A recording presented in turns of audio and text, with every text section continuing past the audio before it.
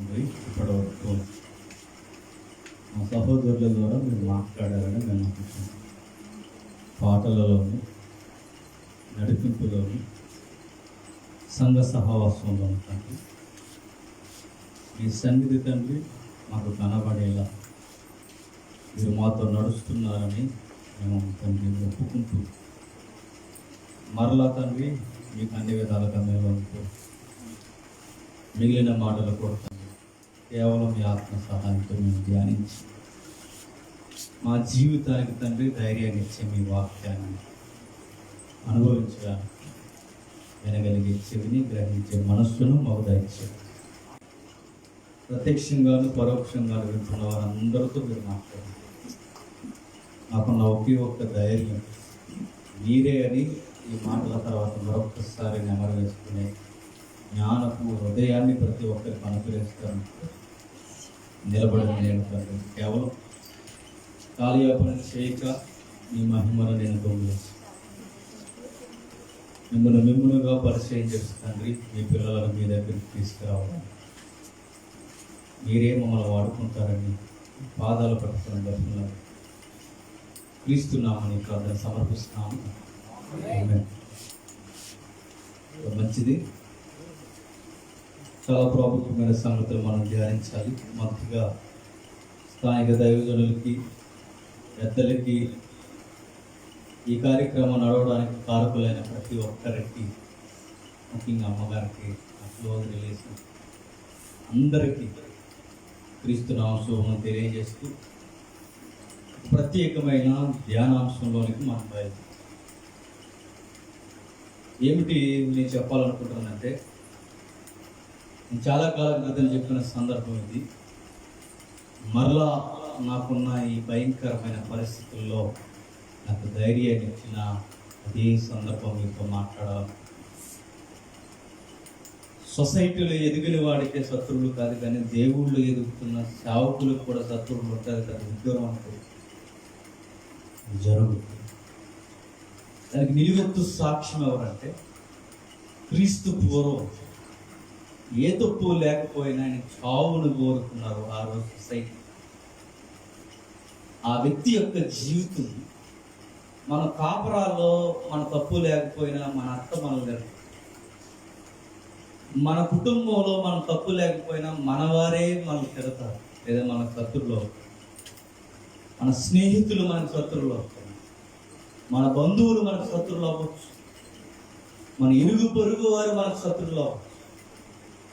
ఎందుకు శత్రువులు అయ్యారంటే సరైన కారణం ఉంటుంది, కానీ శత్రువులు అయ్యారని మాత్రం మనకు బాగా అర్థం అవుతుంది. అలాంటి టైంలో దేవుణ్ణి నమ్ముకున్న బిడ్డలుగా అలాంటి పరిస్థితిని మనం ఎలా డీల్ చేయాలి, ఈ మోటోతో మనం బయట చూద్దాం. ఒకసారి 4వ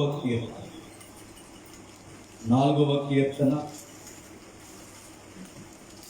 దావీదు రాసిన 4వ కీర్తన. చిన్నటి అక్షరాలు ఉన్నాయి చూడండి ఒకసారి. ప్రధాన గాయకుని తంతి వాయిద్యములతో పాడదగినది దావీదు కీర్తన. మీరు బాగా వినండి, కొన్ని మాటలు నేను జ్ఞాపకం చేస్తాను. కీర్తన గ్రంథం మన ఆత్మీయ జీవితానికి ఎంతో ఎంతో ఉపయోగకరంగా ఉంటుంది. కానీ జనరల్గా కీర్తనలు ఎట్లా చదువుతారంటే, దావీదు లాంటి పర్సనాలిటీ కలిగిన వారు రాశారు కనుక చదవకపోతే బాగోదేమని చదివే బ్యాచ్ కూడా ఉన్నారు. కొందరు కీర్తన గ్రంథం బాగా నలుగుతూ ఉంటుంది, వాళ్ళు ఎత్తి చదివంటే వాళ్ళకి తెలియదు, కానీ చదువుతారు. చూసారా, ఒకరికి సామెతల గ్రంథం నలిగిపోయి, మరొకరికి మరొక గ్రంథం, ఒక్కొక్కరికి ఒక ఫ్లేవర్ ఉంటుంది. బైబిల్ పుస్తకాలు చదువుతున్నారు. నేను అనుకునేవాడిని, నాకు పెద్ద ప్రశ్న ఏంటంటే, ఆ పుస్తకం పేరే కీర్తనలు అయినప్పుడు కీర్తనల బైబిల్లో ఎందుకు అనుకునేవాడిని. పాడుకునే కదా ఇవి. కానీ తెలియని సంగతి ఏంటంటే, ఒక కీర్తన కాదు, జీవితాల్లో జరిగిన కొన్ని అనుభవాలు పాటలుగా. అవి పాటలు మాత్రమే కాదు, ప్రార్థన విజ్ఞాపనలు కూడా. ఇది కీర్తన గ్రంథం. అది చాలా లేటుగా అర్థమవుతుంది. ఈ కీర్తన గురించి ఒక మాట అంటున్నాడు. ఏమనంటే, ఈ రైటర్ మనకు పరిచయం చేస్తూ, ప్రధాన గాయకుడికి తంతి వాయిద్యములతో పాడదగిన కీర్తన. కీర్తన గ్రంథం ఎందుకు చదవాలని ఎవరైనా మొండిగా నన్ను అడిగితే నేను చెప్తున్నాను, నువ్వు ప్రార్థన ఎలా చేయాలో నీకు తెలియాలంటే నువ్వు ఖచ్చితంగా చదవాల్సిన గ్రంథం ఏంటో తెలుసా? కీర్తనలు. నెక్స్ట్ నువ్వు చేస్తున్న ప్రార్థన దేవునికి నచ్చుతుందో లేదో నీకు తెలియాలంటే ఖచ్చితంగా నువ్వు కొలతేసుకునే ఒకే ఒక గ్రంథం ఏంటో చెప్పనా? కీర్తనలు. మరొక మాట అంటాను, కీర్తనలు అనగానే అవి దేవుని యొక్క ఉద్దేశాలు, భావ ప్రకటన చాలా స్పష్టంగా ఉంటుంది. ఈ కీర్తనట ఎవరు పడితే వారు పాడకూడదు. అడ్రస్ చేసాడు చూడండి, ఏమని? ప్రధాన గాయకుని. ప్రధాన గాయకుడు అంటే మెయిన్ సింగర్. తూతు మంత్రాలు వచ్చి పాడకూడదు. సమయం దొరికితే చాలు ఆగరు కొంతమంది చూశారు, అది పాటేనా అనుకోరు. ఒక ఆయన ఉంటారు కొంతమంది, బ్రదర్ పాట పాడతారంటే ఆగండి బ్రదర్, ఏ జనాభా ఇంకా రాలేదు, వచ్చే పాడతారు అంటే ఈయన పాడే పాట దేవుని కొరకు కాదు మరి. ఇలాంటి ఫీలింగ్స్ ఉన్నవారు ఈ సాంగ్స్ దరిదాపుల్లో కూడా నిలబడుతాడు. బయట జనరల్ గా సాంగ్స్ పాడుతున్న వారికి కూడా అర్హత లేదంట. మరి ఎవరికి? Main singer. ఎవరు మెయిన్ సింగర్ అంటే ఒక ప్రత్యేకమైన ఆత్మ ఆవేశం కలిగిన వారు, అనగా వారి జీవితం దేవుడికి నచ్చిన స్వభావం కలిగిన వారు, అది ఆత్మచేత స్పష్టమైన స్వరం కలిగిన వారు మాత్రమే క్రీస్తు పూర్వం జీవిస్తే దేవుని సన్నిధిలో వాళ్ళు మాత్రమే పాట పాడాలని డైరెక్ట్ అడ్రస్ చేస్తూ ఈ పాట రాస్తారు. ఈరోజు సంఘాల్లో కానీ పరిస్థితుల్లో కానీ మీరు చూడండి, పాట చక్కగా పాడతారో బయటికి పోయి బూతులు మాట్లాడతారు. ఇంకెందుకు నువ్వు పాడింది? అప్పుడే సిగరెట్ కాల్సినోడు వచ్చి ఇక్కడ దేవునికి శుద్ధి గీతలో పాడతాడు. ఎంత దరిద్రంగా ఉంటుంది చెప్పండి. అందుకే బైబిల్ అంటుంది, ఎవడ పడితే వాడు పాడటానికి వెళ్ళలేదు, పాడేవాడికి క్వాలిఫికేషన్ అవసరం, వింటున్న వారికి కూడా వినగలిగే చెవి అవసరం. వచ్చి మన ఈస్ట్ గోదావరిలో సామెత ఉంటాయి, వచ్చామమ్మా చెప్పండి, వెళ్ళామమ్మా, ఎందుకు వచ్చావమ్మా తెలియదమ్మా, మరి ఎందుకు వెళ్ళావమ్మా తెలియదమ్మా, వచ్చామమ్మా వెళ్ళాం. అలా ఉండకూడదు. ఉపవాస కొడుకులు కానీ ఏ కొడుకులు, నువ్వు ఎందుకు వచ్చావు, నువ్వేం వింటున్నావు, నువ్వేం పాడుతున్నావు, అసలు నీ ఏ ఫీలింగ్ తో దేవుని సన్నిధికి వచ్చావు? ఈ స్పృహ మనకున్నప్పుడే మన భక్తికి అర్థం. అర్థం ఉన్నప్పుడు దేవుడితో నువ్వు గడుపుతున్న క్షణాల్లో నీకెంతమంది, నీ ఫ్యామిలీ నీకు వ్యతిరేకమైపోని, నీ స్నేహితులు నీకు వ్యతిరేకమైపోని, ఎంతమంది నీకు వ్యతిరేకమైపోయినా నీవేమి భయపడవని చెప్తుంది 4వ కీర్తన. ఎంత బాగా రాస్తున్నాడు చూడండి.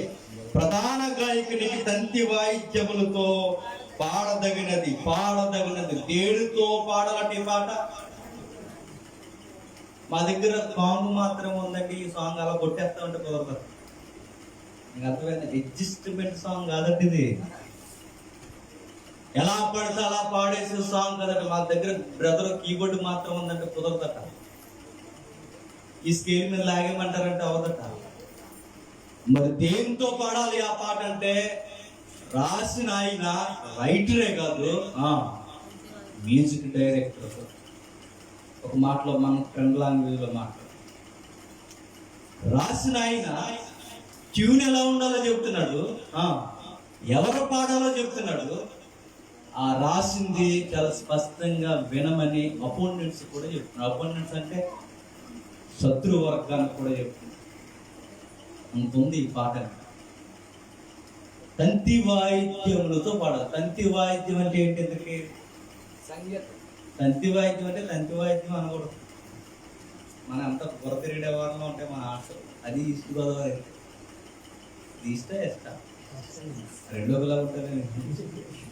గోదావరి అడ్డంటి మధ్యలో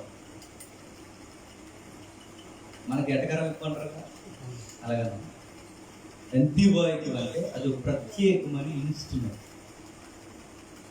అది డి ఆకారంలో, ఒక చెక్కని ఇలా డి ఆకారంలో ఉంటే, ఈ డీకి ఇలా నిలువు గీత గీస్తే ఎలా ఉంటుందో అలా తీగులు ఉంటాయండి. డీ తెలుసు కదా ఇంగ్లీష్. డీ ఆ డి ఆకారంలో ఉన్న దానికి నిలువు గీతలు గీస్తే ఎలా ఉంటుందో అలా పైనుంచి కిందకి తీగలు ఉండి ఇంచుమించు 10-12 తీగలు, ఇంకా ఎక్కువ కూడా ఉండదు. దీన్నే తంతి వాయిద్యము అంటారు. దీన్ని మన ఇండియాలో దీన్ని ఎలా పిలిచారంటే సితారా, ట్రాన్స్లేషన్ సితారా అన్నారు. ఆ తర్వాత దాని నుంచి గిటార్ వచ్చింది, రకరకాలు వచ్చాయి, ఇవన్నీ వచ్చాయి. ఈ కీర్తన రాసిన ఆయనట దావీదు గారు ఆ తంతి వాయిద్యాన్నట చాలా చక్కగా ప్లే చేస్తారు. ఆయన వాయించినప్పుడు ఎలా ఉండేది, ఎందుకు ఆయన దీన్ని ఎందుకు మెన్షన్ చేశాడంటే ఖచ్చితంగా గుర్తుపెట్టుకుంటే ఆయనకి అనుభవం ఉంది కాబట్టి ఆ మాట. ఎగ్జాంపుల్కి కీబోర్డ్ బ్రదర్ అక్కడ ఉన్నారనుకోండి, లేరు, ఎక్కడికి వెళ్ళారు, నేను ఎక్కడ ఉన్నాను బ్రదర్ అలా కాదు ఇలా వాయించానికి నాకు లుక్ ఇస్తాడు. నువ్వు ప్రసంగంలో దిక్కవైతే కీబోర్డ్ ఆ లుక్గా అంత అర్థం ఉంటుంది అన్న. అంటే ఈయన ఎవడు అంటే అలా ఉంటుందంటే ఎవరు అనుభవం అనుకుంటుంది. ఆయన మాట్లాడే భాష వేరు ఉంటుంది సంగీతంలో, నేను ప్రసంగంలో మాట్లాడిన విధానం వేరు. నాదే, ఆయనే. దావీదు గారు ఫలానా అని చెప్తున్నాడంటే ఆయనకి చాలా ఎక్స్పీరియన్స్ ఉండాలి. ఒక మాట చెప్పాలంటే ఏ తంతి వాయిద్యం అయితే రాశాడో ఆ ఇన్స్ట్రుమెంటే ఆయన ఎదుగుదలకి ఒక టిక్కెట్ లాగా ఉపయోగపడుతుంది. ఆయన ఎదుగుదల కంటే ఎలా ఎదిగాడు, అసలు పొజిషన్ ఏంటి, ఆయన బ్యాక్గ్రౌండ్ ఏంటి మనకు తెలుసు. సండే స్కూల్ లెవెల్ నుంచి విన్నాం మనం. దావీదు గారి యొక్క ప్రొఫెషన్ ఏంటి చెప్పండి. ఏం చేసేవాడు ఆయన? ఉదయాన్నే లేచి తన తండ్రి గొర్రెలను కాసుకునేవాడు.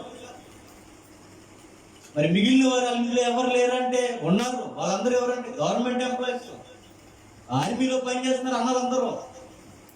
వాళ్ళందరికన్నా చిన్నోడు కదా, మరి ఇతను చదువు కూడా ఈయనకంటే ఒక ఎంప్లాయీ ఆ నోటిఫికేషన్ లేదా అంటే లేదు. మన కుటుంబంలో దావీదుకి ఏం జరుగుతుందంటే ఒకే ఒకటి జరుగుతుంది, గొర్రెల్ని ఇచ్చి తినడానికి తిండి ఇచ్చి వెళ్ళి మేపుకురా అరణ్యానికి పోయి అన్నాడు. ఆడుకునే వయసులో మోగ జీవులు వెనక తిరిగాడు కాదు.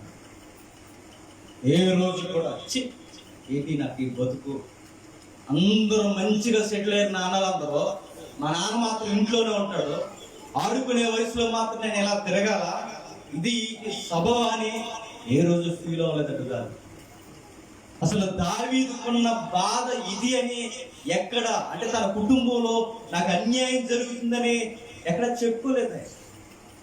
ఎందుకంటే చిన్న పనిలో కూడా నమ్మకం ఉండే స్వభావం ఎవరితో చెప్పినా దేవుని కుమారుడు. దేవుడు ఎప్పుడు ఒక మనిషి ఎదగాలంటే ఎలా స్టార్ట్ చేస్తాడంటే చిన్న చిన్న పనులు మనకి ఇస్తాడన్నమాట. మనం ఎలాంటి వాళ్ళని చెప్పినా చిన్న చిన్న పనులను దొంగేసాలు వేసేస్తాం, అందుకే ఎదగం. మనం ఎందుకు ఎదగమంటే చిన్న పని మనకి స్టార్టింగ్ ఇచ్చాడంటే రేపొద్దున పెద్ద పని మన భుజాల మీద పెట్టబోతున్నాడు. నువ్వు ఎక్కడ నమ్మకంగా ఉంటే నేను తీసుకెళ్ళి అక్కడి వరకు తీసుకెళ్తాను, నువ్వు ఎక్కడే దొంగ స్వభావం ఉంటే నేను అక్కడి వరకు తీసుకెళ్తాను. దావీదుని దేవుడు గొర్రెల కాపురగా స్టార్టింగ్ లో ఎందుకు వదిలేశాడంటే కొన్ని అనుభవాలు నేర్పిస్తున్నాడు దావీదుకి. నిజానికి తండ్రి ఆయన్ని గొర్రెల కాపురగా చేసి ఉండొచ్చు, తన శరీర సంబంధమైన తండ్రి. తన అన్నలు ఏ కొసాన్ని ఆయన ప్రేమించకపోవచ్చు. మరి దేవుడు ఎందుకు అలా వదిలేసాడు? దేవుడు లవ్ చేస్తున్నాడు దావీదుని, కానీ మన అనుభవాలు దావీదు నేర్చుకో. వెళ్ళిన తర్వాత దావీదు యొక్క ఇంట్రొడక్షన్ ఎంత బాగుంటుందో ఒకసారి చూద్దాం. మాట్లాడడానికి ఎత్తుంది మొదటి సమూయేలు గ్రంథం 16వ అధ్యాయం. మొదటి సమూయేలు గ్రంథం 16వ అధ్యాయం. మొదటి సమూయేలు గ్రంథం 16వ అధ్యాయం జరుగుతున్న సందర్భం మనకు తెలుసు. 12వ వచనం, అతడు వాడిని పిలిపించి లోపలకు తోడుకొని వచ్చిన అతడు ఎర్రని వాడు, చక్కని నేత్రములు గలవాడు, చూచుటకు సుందరుడై ఉండెను. అతడు రాగానే నేను కోరుకున్నవాడు ఇతడే, నీవు లేచి వానిని అభిషేకించమని యెహోవా సెలవీయగా సమూయేలు తైలపు కొమ్మును తీసి వాని సహోదరులు ఎదుట వానికి అభిషేకం చేసిన నాట నుండి యెహోవా ఆత్మ దావీదు మీదకి బలముగా వచ్చిన జరుగుతున్న సందర్భం. సమూయేలు అనే ఒక పెద్ద ఆయన ప్రవక్త. ఆయన ఎలాంటి కేటగిరీలో ఉండేవాడంటే ప్రవక్త మన గ్రామానికి వస్తున్నాడు అనగానే గ్రామ పెద్దలు భయపడిపోయేవారు. ఎందుకు చెప్పినా శుభవచనం పలుకుతాడా, పాపవచనం పలుకుతాడా? ప్రవక్త వస్తున్నాడంటే భయపడేవారు. అంటే ఆ రోజు దైవజనులు అంటే సొసైటీకి భయం ఉండేది. ఈ రోజు సొసైటీకి భయం లేదు, దైవజనులకు భయం లేదు, గొడవ లేకుండా అయిపోయింది. ఆ రోజు దైవజనులు వస్తున్నాడంటే సొసైటీ అమ్మో దైవజనుడు వస్తున్నాడు అని.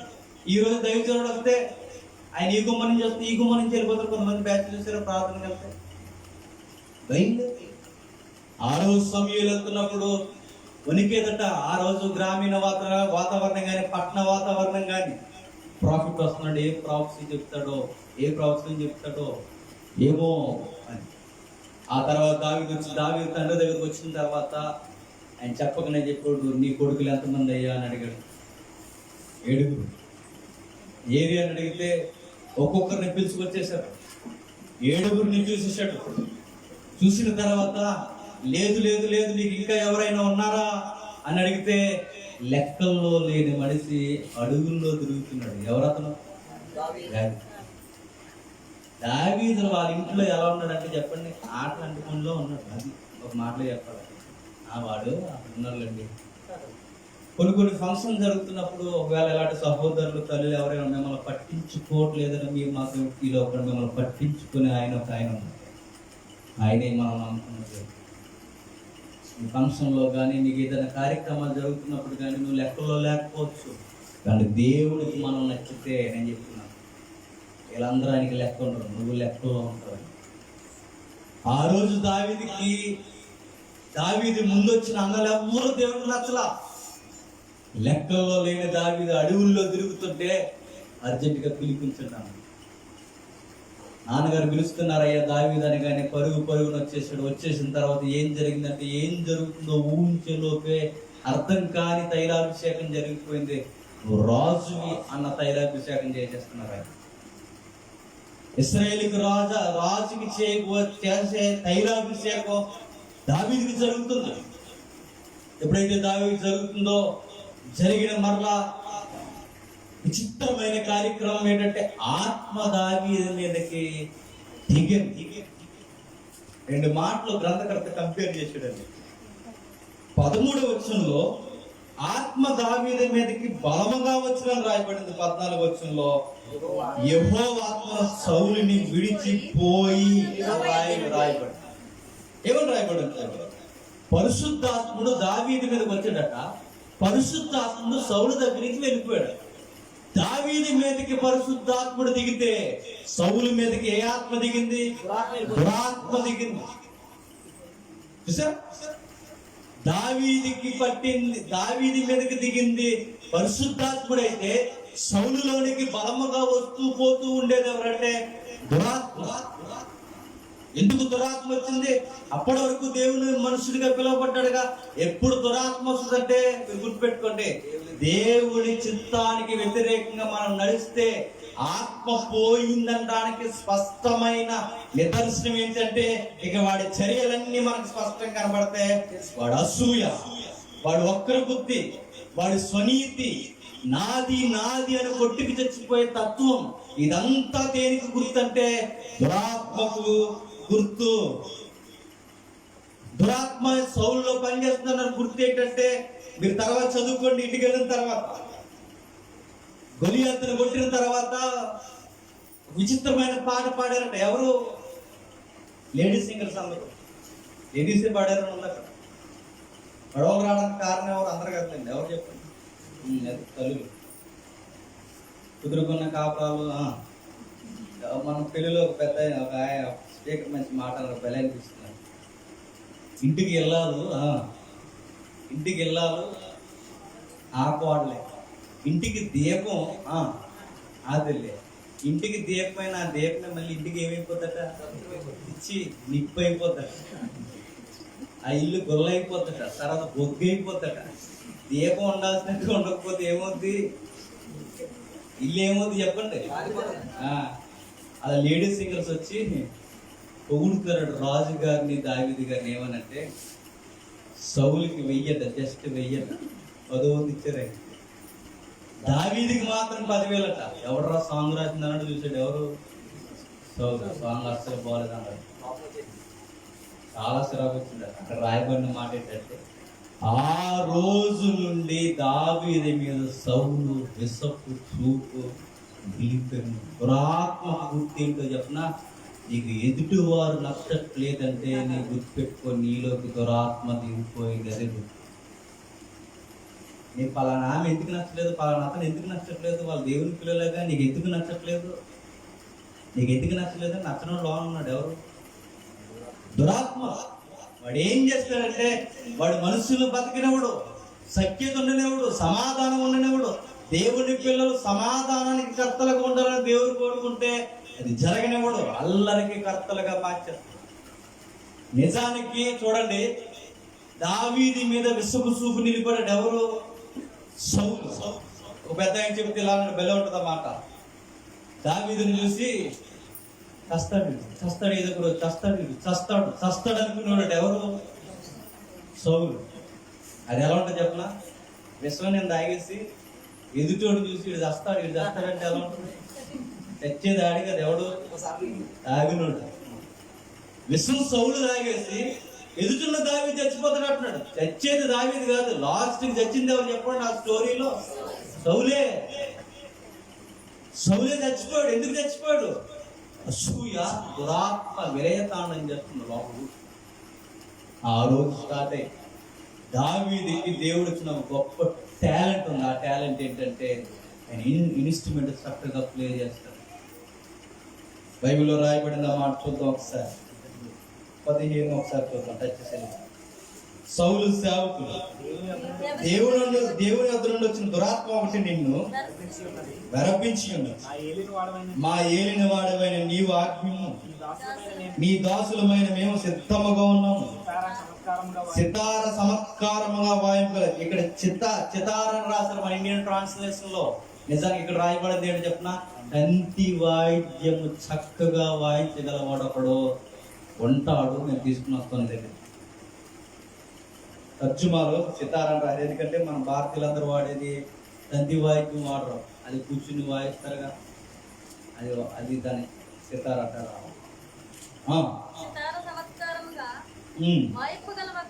వాయింపగల ఒకరిని విచారించుటకు మాకు సెలవు. దేవుని యొద్ద నుండి దురాత్మ వచ్చి నిన్ను పట్టినప్పుడల్లా అతని సితార చేత పట్టుకుని వాయించటి చేత నీవు బాగుపడదువని అతన్ని అనేది.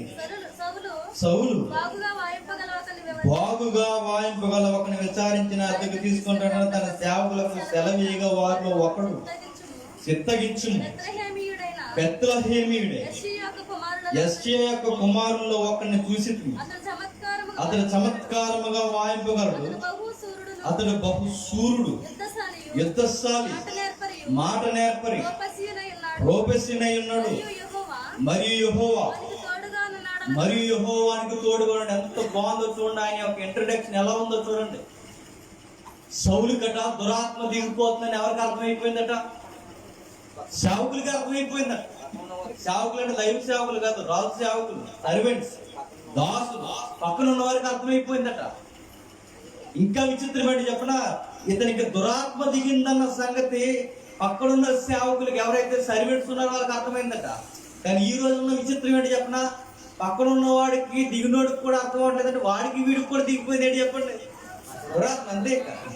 ఆడికి కనపట్లేదు, వీడికి కనపట్లేదు అంటే ఇద్దరిలో ఉన్నది ఏంటి? దురాత్మే. ఆ రోజు సేవకులు కనపడుతున్నాడు, మా గురించి గంటకొక్కలాగా అయిపోతున్నాడు, గంటకొక్కలా మాట్లాడుతున్నాడు. ఏమైందంటే ఆయన దైవ భక్తి పోయి దురాత్మతో రగిలిపోతున్నాడు. ఈయన 3 అంటే దాని ఏంటంటే తన ఆలోచన విధానం, ఆయన యాటిట్యూడ్ సరిగ్గా ఉండాలి అంటే, ఈయన మైండ్ పీస్ఫుల్ గా మారిపోవాలి అంటే చక్కటి సంగీతం వినిపించే వాళ్ళు ఎవరైనా ఉన్నారనేసి దేశ సంచారం చేసి తీసుకొస్తామని రాజునే సజెషన్ అడిగారట. సరే తీసుకురండి రా బాబు, నా బాబు వరకు కదా అని అడిగారట. అప్పుడు ఏమన్నాడంటే, రాజా ఇంకో మాట చెప్పు. అప్పుడు ఉన్నాడయ్యా, వాడు ఎలాంటి వాడంటే చక్కగా చమత్కారంగా వాయింపగలడు. చమత్కారంగా అంటే సులువుగా. కొంతమంది వాయిస్తారు చూడండి, అన్ని పాటలకి ఇంకా అదే దెబ్బ. చూసారా త్రిపుల్ రెండో చూసారా, ఎన్ని పాటలు పాడు, నువ్వు చివరికి రాక్ సాంగ్ లాంటి సాంగ్ పాడినాక అదే తలాము తగ్గది అదే కొడతా ఉంటారు.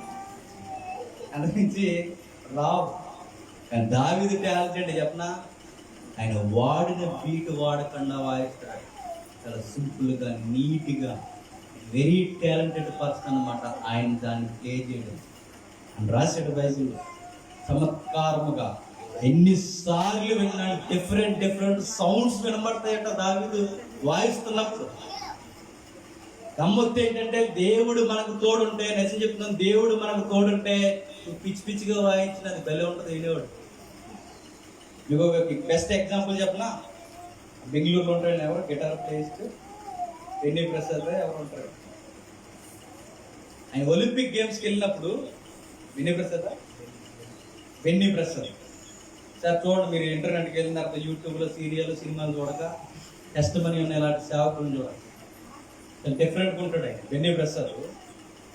ఆయన ఒలింపిక్ గేమ్స్కి వెళ్ళినప్పుడు పిలిపించుకుని, ఆయన తిరిగిన దేశాలన్నీ ఎవరు తిరగలేదండి, ఆయన పిలిపించుకుని గిటార్ ప్లే చేయించుకుని ఒక సేవకులే ఆయన నిలబెట్టుకుని ఆయన టెస్ట్ మనీ చెప్పి. అలాంటి ఒలింపిక్ గేమ్స్ అంటే దేశాలన్నీ కలిపి ఆడే ఆటలు. అలాంటి ఆటల్లోనికి సువార్త ఎలా చెప్పాలని కంకణం కట్టుకున్నాడు. ఒలింపిక్ గేమ్స్ ఎవడన్నా సువార్త చెప్పనిస్తాడు? ఇప్పుడు క్రికెట్ స్టేడియంకి వెళ్ళి ఆగండి ఒక ఓవర్ ఆపండి సువార్త చెప్తాంటే వింటారా? ఇప్పుడు ఏదో జరుగుతుందిగా 2020 గేమ్కి అడ్వర్టైజ్మెంట్ కానీ గేమ్కి ఒక అధ్యాయం చదువుతుంటే వింటారా? వినరా? ఓవర్కి వినరుగా. ఇది గేమ్, అది ఆటలాడుకునే స్థలం. కానీ ఈ వ్యక్తి ఎలాంటి చెప్పిన, క్రీస్తుని నమ్ముకున్న తర్వాత తన పాత రోత జీవితాన్ని అంత చంపేసి ఎక్కడికి పోయిన దేవుడికి సాక్షిగా ఉండాలి. చివరికి పాకిస్తాన్ కూడా అనేక మార్లు వెళ్ళొచ్చాడు మన బెంగు. ఆయన ఒక రోజు ఒలింపిక్ గేమ్స్కి వెళ్తున్నప్పుడు చక్కగా ప్లే చేస్తున్నాడు, అందరూ ఇన్స్పైర్ అయిపోయారు. కావాలని క్యాప్ ఒకటి పెట్టుకెళ్ళాడు, డిఫరెంట్గా ఒకటి రాసుకుని క్యాప్ ఒకటి పెట్టుకున్నాడు. అందరి మనసు ఆ క్యాప్ మీదకి వెళ్ళింది. ఏంటంటే అది అలా ఉందంటే అప్పుడు స్టార్ట్ చేయడు, ఆ క్యాప్ తీసి మీడియా వారు అందరూ వస్తే ఇది ఏంటంటే అని యేసుక్రీస్తు వరకు దాన్ని ఎప్పుడు వేసినంత ఇస్తూ మొత్తం సువార్త చెప్పేసి ఒలింపిక్ గేమ్స్. నిజానికి బెన్నీ ప్రసాద్ ఎలా వాయిస్తారంటే మీరు చూడండి, ఇది దీనికనే ఇంటర్నేషనల్ పేరు వచ్చేసింది అనిపిస్తుంది మనకు. మీరు వినండి, కావాలంటే ఇలా టిక్కుమని కొడతాడు గిటార్ మీద, టిక్కుమని లాగుతాడు. ఇదేనా దీనికి రోజులు ఊగిపోతారంటే దానికి కాదు, వెనకున్నాడు ఒక ఆయన. ఎవరు చెప్పండి? దేవుడు. మీరు చూడండి, నేను అంటాను, గిటార్ ప్లే చేయడంలో ఆయనకు ఉన్నంత ఇమేజ్ ఈరోజు వరల్డ్లో మనకు లేదు.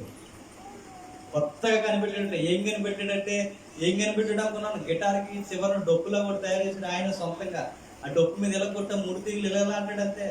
అరగంట చూసినా అదే ట్యూన్. కానీ పబ్లిక్ మనకు చాలా నచ్చుతుంది. మనకేం అర్థమయ్యేది ఎందుకు నచ్చుతుందంటే నచ్చుతుంది అంతే. దేవుడు తోడుంటే అంతే కదా.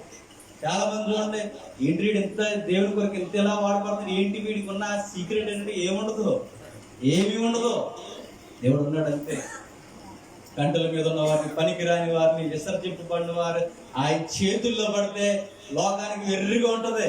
కానీ వాడు చేసే పనులు మాత్రం లోకానికి వింతగా ఉంటుంది. దావీదట ఆయన వాయిస్తున్నప్పుడు పబ్లిక్ అట ఎప్పుడే వాయిస్తాడండి అని. అక్కడ మాత్రం ఆగిపోక అతడు బహుశూరుడు, యుద్ధశాలి, మాట నేర్పరి, రూపసి అన్నాడు. ఎంత బాగా చెప్తాడు చూడండి. అతడు ఎలా ఉన్నాడట? బహుశూరుడు, యుద్ధశాలి. ఇవే టాలెంట్స్ మనకుంటే నేను చెప్తున్నాను. మనకు ఒకటి ఉంటే ఒకటి ఉంటుంది, అవునా? మాట్లాడితే పని ఉండదు, పని ఉంటే మాటలు ఉండదు. ఈ మాట ఉన్నాయి కానీ పని ఉండదు అంటారు చూసారా? పని చేస్తే మాటలు ఉండదు. కానీ దావీదు అలా కదట, ఆయనకి అన్నీ ఉన్నట్టు. ఎంత బాధ్యత. సూర్యుడు అంటే ఎలా ఉంటాడు? ఇలా ఒంగిపోయి ఆ గ్లాస్ నీళ్ళు ఎవరా అన్నట్టు ఉండవు. సూర్యుడు అంటే వాడు నడకే వేరుగా ఉంటుంది, ఫిట్నెస్సే వేరుగా ఉంటుంది. అతను యాటిట్యూడే ప్రత్యేకంగా 100 మందిలో ఉన్న ఒక జవాన్ ప్రత్యేకంగా కనబడతాడు. అది సూర్యుడు అంటే. యుద్ధశాలి అంటే వెనక లైన్గా నేను ఉంటాను, అందరూ ఫస్ట్ లైన్ నాదే. ఎవడొచ్చినాడు, గొలియాత్ అయినా, గొలియాత్కి పెదనాన్న అయినా, ఎవడైనా సీన్లోకి నేను వెళ్తాను. యుద్ధశాలి. మాట నేర్పరు. ఇంకా గుర్తుపెట్టుకోండి, యుద్ధశాలి మాట నేర్పరు. మాట నేర్పరంటే దావీదు కూడా మాటలు ఎలా పడతాలా ఇష్టానుసారంగా అర్థం పర్థం లేకుండా ఈ రోజు ఒకటి రేపు ఒకటి మాట్లాడట. ఆయన మాట ఖచ్చితంగా ఉంటుంది. మాట నేర్పరి, ఖచ్చితంగా మాట్లాడతాడు.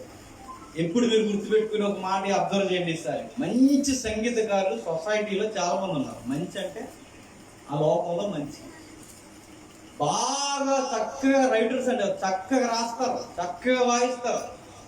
4 మాటలు డయాసిక్ మాట్లాడమని రేపే అంటారు. చూసారా, ఏం మాట్లాడరు. ఆ రోజుల్లో నాన్నగారు అంటారమ్మా, నీకోసం చెప్పండి, మీ నాన్నగారి కోసం ఎందుకు అనుకుంటున్నా అలా చెప్పి ఏదేదో చెప్పుకొచ్చి అలా చెప్పి ఎలా చెప్పి ముగించేస్తారు. మాట్లాడడం కూడా రాని వారికి మరి ఎలా ఉందంటే ఇది ఉంటే అది లేదు, అది ఉంటే లేదు. దావీదు అలా కదా, ఏటు చేయడానికి అన్నీ ఎలా వచ్చి ఈయనకి ఓ పక్క సంగీతం, ఓ పక్క రచయిత, ఓ పక్క యుద్ధసూరుడు. సూర్యుడు ఎంత దమ్మున్న క్యాలిబర్ ఉన్న వ్యక్తికి ఈయన ఎలా ఉండగలిగాడంటే ఎంత సాక్ష్యం చెప్పించే ఒక మాట అన్నాడు, యెహోవా వానికి తోడుగా ఉన్నాడు. అందుకు ఆ మనిషి అంత టాలెంట్ పరుడుగా ఉంటాడు. దేవుడు తోడుంటే నీ మాటలు విచిత్రంగా ఉంటాయి. దేవుడు మనకు తోడుంటే నీ చేతి పనులు విచిత్రంగా ఉంటాయి. దేవుడు మనకు తోడుంటే మన బ్రతుకే సొసైటీకి వింతగా ఉంటుంది. దావీదు తన పాటలో ఒక మాట అంటాడు, నేను అనేకులకు వింతగా ఉన్నానంటే చాలా మంది అది గర్భంలో ఉన్నప్పుడు అన్నారు కాదు, ఆయన బ్రతికే విధానం, ఆయన మాట్లాడే విధానం లోకమట ఏట్రా ఈ దావీదు ఏం అర్థం అవడంటే వింతగా ఉందంటే ఆయన బతుకు విధానం. దేవుడు నమ్ముకున్నాడు లోకానికి ఎలా ఉంటాడంటే ఎంతగా కనబడుతుంటాడు, నడుస్తున్న వండర్లా ఉంటాడు అన్నమాట. దేవుడిని నమ్ముకున్నాడు. అలా దావీదుని గురించి రాయబడి సౌలుకి ఎప్పుడైతే దురాత్మ పట్టేదో, సౌలు దగ్గరికి వెళ్ళి ఎప్పుడైతే ఈ తంతి వాయిద్యం ప్లే చేసేవాడో ఆ సంగీతం విన్న తర్వాత సౌలు ఎలా అయిపోయేవాడు, కూల్గా అయిపోయేవాడు. నిజానికి సంగీతానికి ఉన్న గొప్ప పనం ఏంటంటే మన మైండ్ ఫ్రీగా లేనప్పుడు మంచి పాట వింటే, మంచి పాట అంటే మీరు అక్కడికి వెళ్ళిపోకండి, మీకు నచ్చిన దేవుని పాట ఏదైనా వినండి, కూల్గా ఉంటుంది మైండ్. చాలా చక్కటి సమాధానం ఇచ్చినట్టు. సంగీతానికి ఉన్న గొప్ప గుణం ఏంటంటే మన టెన్షన్స్ని తగ్గిస్తుంది. మన ఆందోళనకరమైన మనసుని ఏం చేసిందంటే స్పీడ్ బ్రేకర్లు వేసినట్టుగా నెమ్మదిగా మనం కూల్ చేస్తుంది. దురాత్మ వచ్చినప్పుడల్లా ఆ ఇన్స్ట్రుమెంట్ ప్లే చేస్తున్నప్పుడు సౌలట నార్మల్ వ్యక్తిగా అయిపోయేవాడు. ఇలా జరుగుతున్నప్పుడు ముందు బాగానే ఎంకరేజ్ చేశారు దావీదుని. కుర్రోడు అయినా కానీ నువ్వు బాగానే దేవుడి కొరకు పరుగులు చేస్తున్నావు, ఆ గొలియాతునే కొట్టేసి నువ్వు అక్కడెక్కడ ఉండాల్సినాడు కాదు, నాకు రైట్ హ్యాండ్ ఉందే కానీ ఆయుధాలు మోసేవాడిగా నాకు ఎప్పుడు సెక్యూరిటీగా నాకు రైట్ హ్యాండ్ ఉంది కానీ నాతో వచ్చే అన్నాడు. ఎవరు? సౌలు. వెళ్ళిన తర్వాత ఆ ఫేమ్ వెళ్ళలేకపోయారండి. ఎవరైతే పిలుచుకున్నారో, ఎవరైతే దావీదుని ఎదగాలని నువ్వు ఉండాలని కోరుకున్నారో వాళ్ళే ఏమైపోయారంటే అసూయపడిపోయారు.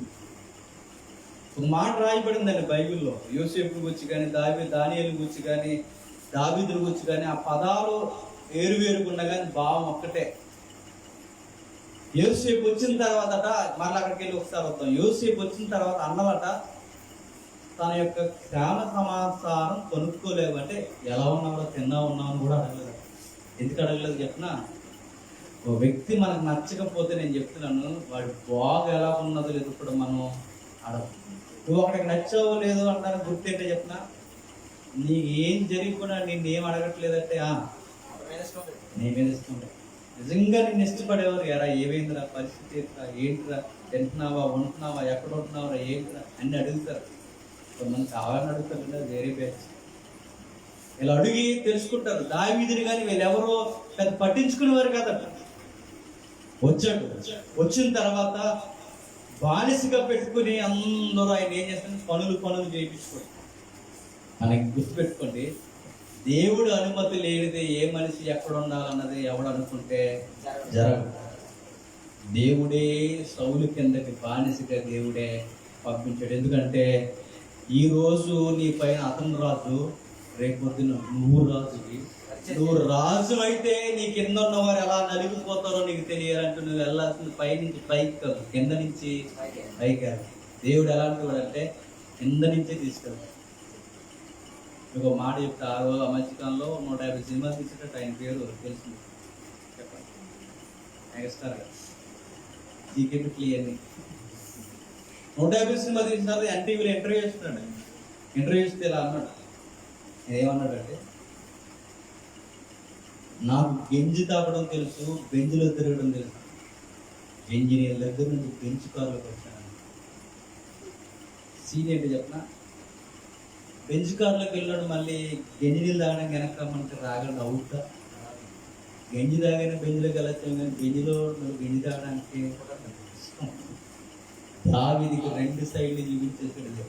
ఎందుకు చెప్పిన, దేవుడు కోరుకున్నవాడు దేవుడు ఏం చేస్తాడంటే ఆయనకు కొన్ని అనుభవాలు కూడా నడిపిస్తాడు. ఇదిగో నువ్వు ఆ పొజిషన్ ఉంటే కింద ఉన్నవారు ఎలా నలిగిపోతారో నీకు తెలియాలి. నువ్వు కింద ఉంటే పైన ఉన్న వారి నుంచి ఏం కోరుకుంటావో నీకు తెలియాలి. నువ్వు ఎక్కడున్నా తిండి ఉన్నప్పుడు నీ మగత మనసు ఎలా ఉంటుందో నీకు తెలియాలి. ఆకలి దప్పులు ఎలా ఉంటుందో తెలియాలి. ఒక వ్యక్తి శత్రుత్వం పెరిగిపోతే పారిపోతున్నప్పుడు అతని మనసు ఎలా ఉంటుందో నీకు తెలియాలి. నీ అధికార దాహంతో ఎవడు నలిగిపోకూడదన్న స్పృహ నీకు ఉండాలంటే నువ్వు కింద నుంచి ఎదగాలనుకుంటాడు దేవుడు. దేవుడు ఎప్పుడు డైరెక్ట్గా ఎక్కడికి ఎవరిని తీసుకెళ్తావు, కింద నుంచి అంచెలంచెలుగా మన నమ్మకత్వాన్ని బట్టి మనకి స్థితిని పెంచుతూ దావీదుని అలా తీసుకొచ్చి, అలా వచ్చిన తర్వాత దావీదు మీదకి దేవుని మనసు ఉంటే అక్కడ నుండి సొసైటీకి దావీదు మీద ఏముందో చెప్పిన అసూయ. సొసైటీలో ఎప్పుడు మీరు అలా గీత తీసుకుని దాని మధ్యలో గీత కొడితే 2 విడిపోతాయి. నేడు చెప్పిన దేవునికి నచ్చిన వాళ్ళు, లోకానికి నచ్చిన వారు. లోకానికి నచ్చిన వారు, దేవునికి నచ్చని వారు. ఈ 2 విడిపోతే మీరు ఆదరించి చూడండి. మరి కయ్యేను నీ తమ్ముడిని ఎందుకు చంపేసేవారు అంటే బైబిల్ ఏం చెప్తుందో చెప్పనా, అతని క్రియలు బాగున్నాయండి, నా క్రియలు బాగాలేదండి. అలానందు బైబిల్లో ఏమనుందంటే అతని క్రియలు చెడ్డవి కనుక తన సహోదరుని ఏం చేసాడట, చంపేశాడట. ఇటు ఎందుకు చంపేసి నీ సహోదరుని అంటే అతను మంచిగా బతుకుతున్నాడు, నాకు నచ్చలా అన్నాడంటే ఎందుకు చంపేస్తారా? నిజానికి కయ్యేను ఏం ఆలోచించుకోవాలి చెప్పండి. వాడి దేవుడికి నచ్చాడు, నేను ఎందుకు నచ్చట్లేదు, ఇచ్చి నా బతుకేదో బాగోలేదని దేవుడికి నచ్చేలా బతకాలి. కానీ వీడి దేవుడికి నచ్చాడు, నాకు నచ్చలేదని వాడి క్రియలు బాగున్నాయి, వీడి క్రియలు చెడ్డవని వాడికి అర్థమైన చేసిన పని ఏంటి చెప్పండి, చంపేసాడు. అయిపోయిందంటే అసూయ ఏం చేస్తుందంటే వీడి బతకడమే కాదు, ఎదుటివాడిని కూడా బతకడం చంపేస్తుంది. యేసుక్రీస్తుని ఎందుకు చంపేశారు చెప్పండి? అసూయ వల్లనే చంపేశారు ఆయన. పరిసయ్యులు, శాస్త్రులు ఎందుకు చంపేశారు ఆయన? అసూయ ఎంత ప్రమాదం అంటే అది క్యాన్సర్ కన్నా డేంజర్, అది క్యాన్సర్ కన్నా ప్రమాదకరమైంది, అందుకే చంపేశారు. మన అసూయ అనేది ఎలాంటిదంటే బైబిల్లో రాయబడింది, ఎముకలకి కుళ్ళటది. ఎముకలకు కుళ్ళేలా పట్టేస్తుంది. ఎముకలు కుళ్ళు అంటే బైబిల్లో ఎముకలు కుళ్ళు అని రాయబడింది. శాస్త్రీయ భాషలో ఉన్నది ఏంటంటే బోన్ క్యాన్సర్. అది బాగా కుళ్ళు కుతంత్రాలు లోపల పెట్టేసుకుంటున్నాం అనుకోండి. ఎదుటి వ్యక్తులను చూసి మన సంసార జీవితంలో, స్నేహాల్లో కుళ్ళు కుతంత్రాలు గుండెల్లో దాచుకుంటే లోపల ఎముకల్లోకి వెళ్ళి ఒకటి దాక్కుంటుంది. ఏంటి చెప్పండి, అది క్యాన్సర్. నిజంగా బైబిల్ చెప్పింది ఖచ్చితంగా. ఎదుటి వారిని చూసి వారవలేకపోతావా, నీకు వచ్చే బంపర్ ఆఫర్ ఏంటి చెప్పు, క్యాన్సర్. బ్లడ్ క్యాన్సర్ వచ్చింది అనుకోండి పర్లేదు, బ్లడ్ మార్చేసుకోవచ్చు. రొమ్ము క్యాన్సర్ వచ్చింది అనుకోండి పర్లేదు, రొమ్ము కోసేసుకుంటే మరొక రొమ్ముతో బతికేయచ్చు. ఏ కిడ్నీకి ఏదో వచ్చిందంటే ఒకటి తీసేసుకుని ఒకటి ఉంచుకోవచ్చు. అదే బోన్కే క్యాన్సర్ వచ్చింది అనుకోండి ఇంకా దానికి మెడిసిన్ లేదు, ఏమి లేదు, పోవడమే. రెడీగా బూడుకు గిన్నె రెడీ చేసుకోవడం అంతే. అది ఎందుకు వస్తుందంటే అసూయ వలన ఇలాంటివన్నీ దాపరస్తాయి. సౌలుకి వచ్చింది, హేబేలు దగ్గర కయ్యేనికి వచ్చింది, దానియేలు చుట్టూ ఉన్న మిగిలిన జ్ఞానులకు వచ్చింది. ఇలాంటి పరిస్థితుల్లో వారు ఎలా డీల్ చేశారన్నదే ఇప్పుడు మనం ధ్యానిస్తాం. మనం ఏం చేస్తాం చెప్పనా, నువ్వు తగ్గకపోతే నేను తగ్గనంత మన భారీ డైలాగులు బాగా ఇలా కదా, వ్యతిరేకంగా మాట్లాడతాం. కానీ బైబిల్ అలా చెప్పలా. నువ్వు తగ్గకపోతే నేను తగ్గకపోతే నువ్వు తగ్గకపోతే అలా చెప్పలేదు. ఎందుకంటే దానికి 4వ కీర్తన మాకు ఒక చక్క పాఠం నేర్పిస్తుంది, చక్కటి. చూద్దాం, వెళ్దాం 4వ కీర్తన. ఇంకా స్టార్ట్ అవ్వలేదా? ఇదే ఇంకెంత ఏముంటుంది అనుకుంటారు. ఇది ఏ గుడుకులు, ఉపవాస గుడుకులు, ఏ గుర్తు రాకూడదు. భోజనమే కాదు, టైం కూడా గుర్తురాకూడదు. టైం కూడా ఏంటి చెప్పండి? ఉపవాసమే. దేవుడికి సమయం ఇవ్వడం కూడా ఉపవాసమే. అంటే ఆ ఉపవాసం కూడా చేయండి నా కోసం. 4వ కీర్తన మొదలు వచ్చింది. నా నీతికి ఆధారమగు దేవా, నేను మొరపెట్టినప్పుడు నాకు ఉత్తరమిమ్ము. ఇరుకులో నాకు విశాలత కలగజేసిన వాడవు నీవే. నన్ను కరుణించి నా ప్రార్థన అంగీకరించుము. ఇక్కడ 2 విషయాలు గుర్తుపెట్టుకుని దావీదు కీర్తన. ఒకటి, దేవుడు దావీదుని రాజుగా చూడాలనుకుంటున్నారు. ప్రజలు ఎలా చూడాలనుకుంటున్నారు చెప్పిన? దావీదు రాజు అవ్వకూడదు అనుకుంటున్నారు. ఇది ఈ కీర్తన ఆయనకు జరిగింది. దేవుడు అనుకుంటున్నాడు దావీదుని ఒక గౌరవపరమైన వ్యక్తిగా నిలబెట్టాలని దేవుడు కోరుకుంటున్నాడు. దావీదు గౌరవాన్ని రోడ్డుకి ఇచ్చేసి దావీదు చావును కోరుకుంటున్నారు చుట్టూన్నారు. ఈ రెండిటి మధ్య ఈ కీర్తన జరుగుతుంది. అది ఈ కీర్తన యొక్క బ్యాక్గ్రౌండ్. ఇప్పుడు నేను చదువుతాను, మీరు వినండి జాగ్రత్త. నా నీతికి ఆధారమగు దేవా, నేను మొరపెట్టినప్పుడు నాకు ఉత్తరమిమ్ము. ఇరుకులలో విశాలత కలగజేసిన వాడవు నీవే. నన్ను కరుణించి నా ప్రార్థన అంగీకరింపు. నా ప్రార్థన అంగీకరింపు. నా ప్రార్థన అంగీకరింపు. ఇది పాటే కాదట, మరి ప్రార్థన గీతం అన్నమాట. ఎలాంటి పొజిషన్లో దావీదు ఈ పాట రాస్తున్నాడంటే, మనసు ఉల్లాసం ఉన్నప్పుడు సెలయేళ్ళు కూర్చుని రాయట్లేదు. సార్ మీరు ఈ పాట ఎలాంటి టైంలో రాశారండి అంటే, 2 పక్షులు అలా ఎదిరిపోతున్నారు, ఒకదాన్ని ఒకటి అటు ఇటు చూసుకున్నప్పుడు అప్పుడు పుట్టింది పాట. ఏమని?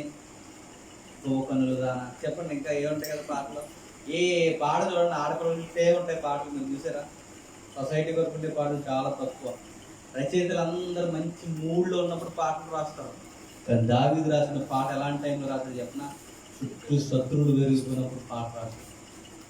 ఆయన చావును కోరుకుంటున్నప్పుడు పాట రాశాడు. దావీదు పాటలు ఎంత అర్థవంతముగా, ప్రార్థనా గీతాలు ఎంత బాగున్నాయి చూడండి. నా ప్రార్థన అంగీకరించి, ఎందుకంటే నా నీతికి ఆధారమగు దేవా. నా నీతికి ఆధారం ఒకప్పుడు దేవా. దేవుడు ప్రార్థనలో చెప్పుకుంటున్నాడు ఏమని? నాకంటూ ఒక నీతి లేదు, నాకంటూ సొసైటీలో గౌరవం లేదు, నేను అంత చెప్పుకోదగ్గ వ్యక్తినేమి కాదు అంటే ఆయన ప్రార్థనలో తగ్గింపు ఉంది. నా నీతికి ఆధారం అంటే అసలు నేను అంటూ నీ దగ్గరకు వచ్చి నిలబడ్డాక నాకు నీతి అనేదే లేదు అంటే ఒప్పుకుంటున్నాడు. ఏమని? నేను అందరిలాంటి మనుషుల్ని, నేను కూడా అగ్నే. నా నీతికి ఆధారమగు దేవా, నీతి లేని నాకు నీతినిచ్చి ఎక్కడో గొర్రెల వెనక తిరుగుతున్న నన్ను ఈ రోజు ఇక్కడికి తీసుకొచ్చి నిలబెట్టి నా నీతికి ఆధారం నువ్వే అయ్యావు. నేను మొరపెట్టినప్పుడు నాకు ఉత్తరం ఇస్తావు, ఎందుకంటే నాకు నీతినిచ్చి నువ్వే, నాకు ఆన్సర్ కూడా ఇస్తావు. ఆయన ప్రార్థనలో తగ్గింపుదనం ఉంది, ఆయన ప్రార్థనలో విశ్వాసం ఉంది. నేను ప్రార్థిస్తే దేవుడు నా మొర ఖచ్చితంగా వింటాడు. మరో మాట అంటున్నాడు, ఇరుకులలో నాకు విశాలత కలగజేసిన వాడువు నీవే. ఇరుకులలో నాకు విశాలత కలగజేసిన వాడువు నీవే. ఇరుకులలో దావీదు ప్రార్థన ఎంత స్పష్టంగా ఉందో చూడండి. ఇరుకులలో విశాలత అంటే మన ప్రార్థనలు ఎలా ఉంటాయి? ప్రభువా ఆ శ్రమలు తీసే అంటాం. ప్రభువా ఎప్పుడు నా జీవితంలో శ్రమలు రాకూడదు అంటాం. మనం ఉపవాస ప్రార్థనలో చాలా మంది ఉపవాసాలు ఎందుకుంటారు చెప్పండి? ఎప్పుడు ఇంకా శ్రమలు రాకూడదు. బైబిల్ ఎక్కడ శ్రమలు రావని చెప్పలేదు, గుర్తుపెట్టుకుంటే. శ్రమలు రావు, కేవలం మేలు వస్తాయని బైబిల్ ఎక్కడ చెప్పలా. బైబిల్లో దావీదు భక్తుడు అనుభవపూర్వకంగా అంటున్నది ఏంటంటే, ఇరుకులు అంటే శ్రమలు తీసి అంటలేదు, మరేమంటున్నాడు? ఆ శ్రమలలో విశాలత కలగచే. శ్రమలు అలానే ఉంచుతావా? ఉంచు, కానీ వాటిని జయించే శక్తిని నాకు ఇవ్వు. ఇరుకులు అలానే ఉంటాయా? ఆ ఇరుకులు తీసి నన్ను ఎక్కడో పెట్టవద్దు. ఆ ఇరుకులలో, ఇబ్బందుల్లోనే నాకు విశాలత, శ్రమల్లోనే నాకు ఆనందాన్ని, శ్రమల్లోనే జయించే శక్తిని. కానీ మన ప్రార్థనలు ఎలా ఉంటాయి చెప్పండి? తీసే ప్రభు, తీసే ఇచ్చే, తీసే చెప్పండి, ఇచ్చే. నచ్చినవి తీసేయమంటాం, కావాల్సినవి ఇచ్చేయమంటాం. దేవుడే కంగారు అయిపోతాడు మన ప్రార్థన. మీకు తెలుసా? పరలోకం అబ్బా అంటదట మన ప్రార్థన చూసి, ఇదేం ప్రార్థన రా అనుకుంటుందట. అలా ఉంటే మన ఉపవాస ప్రార్థన చాలా అలాంటి ఉపవాసాలు కూడా దేవుడికి అంగీకారంగా ఉండవు. మన భక్తి అర్థవంతంగా ఉండాలి. దావీదు ప్రార్థన చేస్తాడు, ఇరుకులో నాకు విశాలత కలగజేసిన వాడు నీవే, నన్ను కరుణించి నా ప్రార్థనని అంగీకరించు, నన్ను కరుణించు, నాకు నీతినిచ్చో, నా మొరకి ఉత్తరం ఇచ్చో. అనేక మార్లు ఇరుకుల్లో ఉన్నప్పుడు విశాలత నువ్వే కలగజేస్తావు. ఇప్పుడు మరలా నేను అడుగుతున్నాను, నేను ప్రార్థన చేస్తున్నాను, నా ప్రార్థన కూడా అంగీకరించు. దేని కొరకు ప్రార్థన చేస్తున్నాడంటే 2వ వచనం నుంచి మనకు అర్థమైపోతుంది. నరులారా ఎంతకాలం నా గౌరవాన్ని అవమానముగా మార్చుతూ. ఇప్పుడు దావీదు ప్రార్థన దేని కొరకు ప్రార్థన చేస్తాడంటే, ప్రభువా నువ్వు నాకు నీతినిచ్చి నన్ను నిలబెట్టావు, నువ్వు నాకు నీతినిచ్చి నన్ను నడిపిస్తున్నావు, ఎక్కడ ఉన్న నన్ను ఇక్కడ తీసుకొచ్చి నువ్వే గౌరవాన్ని ఇచ్చి, అనేక ప్రాబ్లమ్స్ నా లైఫ్ లో వచ్చినప్పుడు, ఇరుకులు ఇబ్బందులు వచ్చినప్పుడు నువ్వే వాటికి ఆన్సర్ చేస్తావు, విశాలత ఇచ్చావు. ఇప్పుడు మరలా ఒక రిక్వెస్ట్ నీ ముందు పెట్టుకుంటున్నాను, ప్రభువా నాకు ఎనిమీస్ ఎక్కువైపోయారు, నాకు శత్రువులు ఎక్కువైపోయారు. ఆ శత్రువులు ఎలా ఉన్నారంటే నువ్వు ఇచ్చిన గౌరవాన్ని అవమానముగా మార్చేయాలనుకుంటున్నా. ఇది దేవుడికి చేస్తున్న ప్రార్థన. 2వ వచనం, మొదటి వచనం దేవుడికి చెప్పుకునే వచనం అయితే, 2వ వచనం భావం దేవుడికి ఏం చెప్తున్నాడో మనకు అర్థమవుతుంది. 2వ వచనం తన శత్రువులతో మాట్లాడతాడు. మొదటి వచనం దేవుడితో మాట్లాడు, 2వ వచనం శత్రువులతో మాట్లాడు. ఏమని మాట్లాడతాడు? నరులారా ఎంతకాలం నా గౌరవాన్ని అవమానంగా మార్చెదరు, క్వశ్చన్ మార్క్. ఎంతకాలం వ్యర్థమైన దాన్ని ప్రేమించెదరు, ఎంతకాలం అబద్ధమైన వాటి ఎదిగెదరు.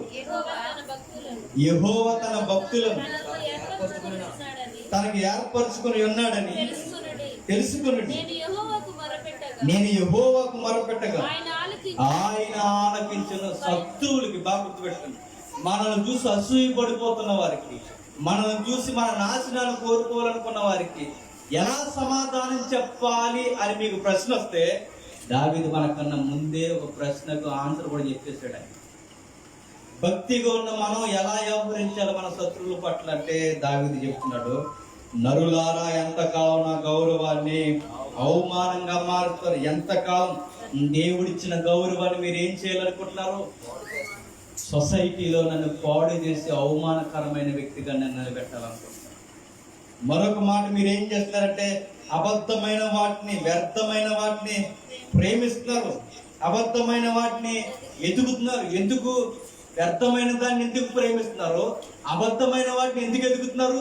కేవలం ఆ 2 విషయాలు చేసి ఒకే ఒక్కటే, నన్ను బ్యాట్ చేయాలనుకుంటున్నారు అంటే, నన్ను సొసైటీలో గౌరవం లేని వ్యక్తిగా చేయాలనుకుంటున్నారు. మీరు ఎంతకాలం మీరు ఇలా చేస్తారు? మీకు ఒక విషయం అర్థం అవట్లేదు. శత్రువులకి ఎలా ఆన్సర్ చేస్తున్నాడో చూడండి. శత్రువులకి దావీదు చెప్పే జవాబు ఏంటంటే, మిమ్మల్ని చంపేస్తాను రాదు, గొలియాతుని కొట్టిన నేను, మిమ్మల్ని కొట్టడం పెద్ద లెక్కేం కాదంట్లా ఆయన చెప్పి ఆన్సర్ ఏంటి చెప్పనా? మీరు ఒక విషయం మర్చిపోతున్నారు, నా మీద చూసి పళ్ళు కొరికేస్తున్నారు, నా మీదకి రెచ్చిపోతున్నారు, ఇష్టానుసారంగా నా మీద తిరగబడుతున్నారు. మీరు మర్చిపోయే సంగతి ఏంటంటే, నన్ను దేవుడు నిలబెట్టాడు అన్న సంగతి మీరు మర్చిపోయారు. దేవుడు నన్ను నిలబెట్టి, దేవుడు నన్ను వాడుకొని, దేవుడే నాకు నీతి లేని నాకు గౌరవాన్ని ఇచ్చి, నీతినిచ్చి నిలబెడితే, ఆ నీతిని మీరు తీసేయాలనుకుంటున్నారంటే, మీరు నా కనుగుడ్డును ముట్టడం కాదు, యెహోవా కనుగుడ్డునే ముట్టుకుంటున్నారు. దేవుడు కనుగుడ్లో చెయ్యడితే ఎలా ఉంటుంది? ఎంత ప్రమాదం అండి అది. దావీదుని మీద తిరగబడుతున్నవారికి ఎలా ఉందో చూడండి, ఎలా వేస్తున్నాడు ఆయన ఆన్సర్. నరులారా ఎంతకాలం నా గౌరవాన్ని అవమానంగా మార్చెదరు, ఎంతకాలం వ్యర్థమైన దాన్ని ప్రేమించెదరు, ఎంతకాలం అబద్ధమైన వాటిని ఎదిగెదరు. యెహోవా తన భక్తులను ఏర్పరచుకొనుచున్నాడని తెలుసుకోండి. నేను యెహోవాకు మొరపెట్టగా ఆయన ఆలకించును. యెహోవా ఏర్పాటు చేసుకుంటే వచ్చానని నేను అర్థం చేసుకోండి. నేను అనుకున్నానా గొర్రెలు వదిలేసి రాజు అవ్వాలని? నేను అనుకున్నానా నా 7 రంగాలను దాటి నేను ఎవరొచ్చి నిలబడాలని? నేను అనుకున్నానా సౌలు కాదని రాజు అవ్వాలనుకుని? నేను అనుకున్నాను నేను ఏ రోజు అనుకోలేదు. ఎక్కడో గొర్రెలు కాసుకుంటున్నాను, అర్జెంటుగా రమ్మని వార్త పంపారు మా తండ్రి. వచ్చేసరికి ప్రవక్త ఉన్నాడు, అభిషేకం చేశాడు. ఏంటి అని ఆలోచించుకున్న లోపే నాకేం అర్థం కాని వార్త ఏంటంటే, నువ్వు రాజు కాబోతున్నావన్న సంకేతం నాకు వచ్చేసింది. నేను అనుకోలేదు ఏ రోజు అవ్వాలని. దేవుడే నన్ను ఏర్పాటు చేసుకున్నాడు. దేవుడు నన్ను ఏర్పాటు చేసుకున్నాడు అన్నాడు. గుర్తు ఏంటంటే, నేను మొర పెడితే ఆయన నాకు ఉత్తరం ఇస్తాడు. ఇది ఆన్సర్ మీకు. ఒకవేళ మీరు అది నమ్మకపోతే ఇదైనా నన్ను చూసి నమ్మను. దేవుడు నన్ను ఏర్పాటు చేసుకున్నాడు అన్న గుర్తు ఏంటి చెప్పిన, నిన్నైనా నన్నైనా మన ప్రార్థనకు ఆయన జవాబు ఇస్తాడు, వస్తాడు ఖచ్చితంగా. మనకు నీ ప్రార్థనకి జవాబు, సరి అయిన జవాబును చూడలేకపోతున్నావంటే 2 కారణాలు ఉంటాయి. ఒకటి, దేవుని చిత్తం ఇంకేదో నువ్వు సరిగ్గా తెలుసుకుని అడగట్లేదు. 2, నీ ప్రార్థనకి జవాబు రావట్లేదంటే నీ విశ్వాసం సరిగ్గా లేదేమో. దావీదు ఏమంటున్నాడు చూడండి, నేను దేవుడు ఏర్పాటు చేసుకుంటే వచ్చిన వ్యక్తిని అనడానికి గుర్తు ఏంటంటే, నేను ప్రార్థన చేస్తాను ఖచ్చితంగా నాకు ఆన్సర్ ఇస్తాడు. ఇదైనా చూడండి. నిజానికి దావీదు ఎనిమిస్తో ఎలా ఫైట్ చేయాలంటే రండి యాంటీ అని చూసుకుందాం వాళ్ళు. ఎందుకంటే ఆయన ఫైటర్, ఆయన ఎవరు రైటరే కాదు, ఫైటర్ కూడా ఎవరు, దావీదు గారు. ఎదుటోడు కత్తి తీసుకుని ఆడతాలకై నరికేసిన ఫైటర్ ఎవరు, గొలియాదు కత్తిచ్చి గొలియాదుని నరికేశాడు. గొలియాదుని సుమారు 7 అడుగులు పైన ఉన్నవాడిని నరికేశాడంటే మిగిలిన ఎంత అయిన ఉంటారు. ఇలా కొట్టడం పెద్ద లెక్క, వీళ్ళందరినీ ఫైట్ చేయడం పెద్ద లెక్క, సౌలుని చంపేయడం పెద్ద లెక్క. పెద్ద లెక్కలో ఉన్న మనిషి ఏం కాదు సౌలు, పేరుకు రాజు, మేకపోతే గాంభీర్యం. నిజానికి యాంటీ తిరగబడితే దావీదు ముందు నిలబడగలడా. కానీ దావీదు ఏం చెప్పాలనుకుంటున్నాడంటే, ఇప్పుడు నేను చెప్పాల్సిన బలంతో కాదు, మరి నా భక్తితో వీళ్ళందరి నోర్లు ముయించాలనుకున్నాను, నా భక్తితో వీళ్ళందరి నోర్లు ముయ్యబడాలనుకున్నాను. అందుకే ఏం చెప్తున్నాడంటే, నేను దేవుని మనిషి అన్న సంగతి మర్చిపోను. ఇంకా మీకు అర్థం కావట్లేదా అని మొదలు పెడుతున్నాడు చూడండి. 3వ వచనంలో యెహోవా క్షమించండి. 4వ వచనం, భయమునుంది పాపం చేయకూడదు. ఎప్పుడు భయమునుంది? నేను దేవుని చేత ఏర్పాటు చేయబడిన వ్యక్తి అన్న సంగతి మీకు అర్థమైతే ఇక భయపడి మీరేం చేయొద్దు, పాపం చేయకండి. ఎందుకు? దేవుడు ఏర్పాటు చేసుకున్న వారి మీద తిరగబడితే అది ఏంటో తెలుసా? పాపం. అది మీ జీవితానికి మంచిది కాదు. ఎక్కడైనా చూడండి, దేవుని సేవకుల మీద తిరగబడిన కుటుంబాలు బాగుపడ్డాయి అనుకుంటున్నారా? కొత్త నిబంధనలో కూడా ఏమన్నా చెప్పినా, మీ మీద నాయకులు ఉన్న వారిని, మీ కాపరుల్ని కష్టపెట్టకండి, వాళ్ళు ఇబ్బంది పెట్టకండి అన్నాడు. దేవుని కొరకు బ్రతుకుతున్న వాళ్ళ జీవితాల్లో గుర్తుపెట్టుకోండి, వాళ్ళని ఏదన్నా మీరు కదిపాలనుకున్నారో దేవుడు రెస్పాండ్ అయిపోతారు. గుర్తుపెట్టుకోండి. ఇంకేమవ్వలేదు మాకు అనుకోకండి. అవ్వాల్సిన టైం వస్తే ఇంక అయ్యేది ఇంకేముండదు, ఇంక అన్నీ అయిపోతాయి, కథమే. అక్కడ వరకు దేవుడి దగ్గర మనం తెచ్చుకోకూడదు పరిస్థితుల్లో. దావీదు చెబుతున్నాడు ఏమని, భయపడట్రా, దేవుడిని ఏర్పాటు చేసుకున్న వారి మీదకి వెళ్తున్నాడు, మీకు బుర్రలు పనిచేస్తున్నాయని అడుగుతున్నాడు. మీరేంటి దేవుడికి ఒకవేళ దావీదు నచ్చకపోతే మీరు పడగొట్టేదండి, దేవుడే పడగొట్టేస్తాడు దావీదుని. మనం పడగొట్టాలి చెప్పండి, దావీదుని దేవుడే పడగొడతాడు. మనం ఏం చేయాల్సిన అవసరం లేదు, దేవుడే మన అడుగులు గెంటేస్తాడు. దావీదు దేవుడు నచ్చకపోతే దావీదు ఎంత ఎదగాలనుకున్నా ఎదగలేడు, రాజు అవ్వలేడు. కానీ మనుషులు ఎందుకు ఇలా రెచ్చిపోతారంటే కారణం ఒకటే, దావీదుని చూసి అసూయ పడిపోయారు. మీరు పడకల మీద ఉండగా మీ హృదయంలో ధ్యానం చేసుకుని ఊరుకోండి, నీకుయుక్తమైన బలులు అర్పించి యెహోవాను నమ్ముకోండి. మాకు మేలు చూపువాడు ఎవడని, యెహోవా సన్నిధి కాంతి మా మీద ప్రకాశింపజేయం. 4వ వచనం ఒకసారి మనం ఆగుదాం. 4వ వచనం, మీరు పడకల మీద ఉండగా మీ హృదయంలో ధ్యానం చేసుకోండి. ఆ మాటకు అర్థం ఏంటి చెప్పినా, సరే నేను చెప్పింది మీకు అర్థం అవట్లేదు, దేవుడు నన్ను ఏర్పాటు చేసుకున్నాడు అన్న సంగతి మీకు ఎక్కట్లేదు, నేను చెప్పింది మీకు ఏమీ అర్థం అవట్లేదు. పోనీ మీరు ఒక పని చేయండి, ఇంటికి వెళ్ళిన తర్వాత చక్కగా భోజనం చేసేసి మీ మడత మంచాల మీద నిద్రపోతారో, మీ డబల్ కాట్ మీద నిద్రపోతారో, ఆరు బయట నిద్రపోతారో, ఎక్కడ నిద్రపోతారో నిద్రపోయే ముందు ఒకసారి ఆలోచించండి. అసలు వీడి దేవుడు తీసుకొస్తే వచ్చాడు, వీడంతా వీడు వచ్చాడు, అసలు వీడి పొజిషన్ ఏంటి, వీడి బ్యాక్గ్రౌండ్ ఏంటి, ఆలోచించండి. మీకు అర్థం అయిపోతుంది. నేను చెప్పింది మీకు ఎక్కకపోతే ఒకసారి మీరు ఆలోచించండి నా గురించి. శత్రువుకి ఎలా సమాధానం చెప్పాలంటే బైబిల్లో దావీదు అంటున్నాడు, మన భక్తే వాడికి సమాధానంగా ఉండాలి. మనం పెద్ద భారీ డైలాగులు కొట్టాల్సిన అవసరం ఏమి లేదా, ఏం చెప్పాల్సిన అవసరం లేదట. ఆలోచించండి, దేవుడు తోడుంటే మనిషి ఎలా ఉంటాడో, దేవుడు తోడు లేకపోతే మనిషి ఎలా ఉంటాడో మీకు అర్థమైపోద్ది. ఆలోచించండి అంటాడు. ఇంతకు మించిన పెద్ద ఆన్సర్ చెప్పాల్సిన అవసరం ఏమి లేదు, ఇంతకు మించిన ఆన్సర్ ఏమి ఇంకా లేదు. మీరు ఇంటికి వెళ్ళి ప్రశాంతంగా భోజనం చేసి పడుకొని ధ్యానం అంటే ఆలోచించండి, స్టడీ చేయండి. ఒక ననే ముందు వాడేంటో ఒకసారి ఆలోచించి అప్పుడు అనండి. ఒకవేళ మీకు అర్థమైతే నిజమే, దావీదు దేవుడి వల్లే వచ్చాడు, దేవుడు తోడున్నాడు, దేవుడు తోడుంటే అతనికి మనం వ్యతిరేకం అవ్వాలనుకున్నాడు, మనకేంటి ఇలాంటి పాపం చేస్తున్నాం మీకు అర్థమైతే వెంటనే చేయాల్సింది ఏంటంటే నీతియుక్తమైన బలులు అర్పించి యెహోవాను నమ్ముకొని. నీతియుక్తమైన బలులు అంటే మీ పాపాన్ని బలిచ్చి కడిగేసుకోండి. పాపం అంటే నన్ను చూసి అసూయపడటం కూడా దేవుని దృష్టిలో పాపం. ఎదుటి వారిని చూసి అసూయపడటం కూడా పాపం. ఆ రోజు బలులు, ఈరోజు మన హృదయాన్ని బలి చేసి బలిపీఠం దగ్గర మోకాలు వేసి ప్రార్థించాలి. దేవా, నా సహోదరుడి మీద నేను అసూయతున్నాను, ఇప్పుడు నేను బలిచ్చేదానికన్నా ఇప్పుడు ఆడితే వెళ్ళి నేను సమాధానం పడతాం మెన్న అన్నది ఉండాలని బైబిల్ చెప్తుంది. అయినా శత్రువుగా ఉండి నీకు ఇంకా కీడు చేయాలనుకుంటున్నావా, గాడ్ బ్లెస్ అనేసి వచ్చే అంతే, ఇంక అంతకుమించి ఏమవసరం లేదు. భయ్యా నీ సంగతి నువ్వు చూసుకో, మా సంగతి మేము చూసుకుంటాం అంటే. అంతకుమించి ఇంకేమనగలం? ఏమైనా చెయ్యాలా? చేయమని బైబిల్ చెప్పిందా? ఏం చెప్పలా. దావీదు అంటున్నాడు ఏమని, ఒకవేళ మీకు అర్థమైతే నీతియుక్తమైన బలులు అర్పించు, యెహోవాను నమ్ముకో.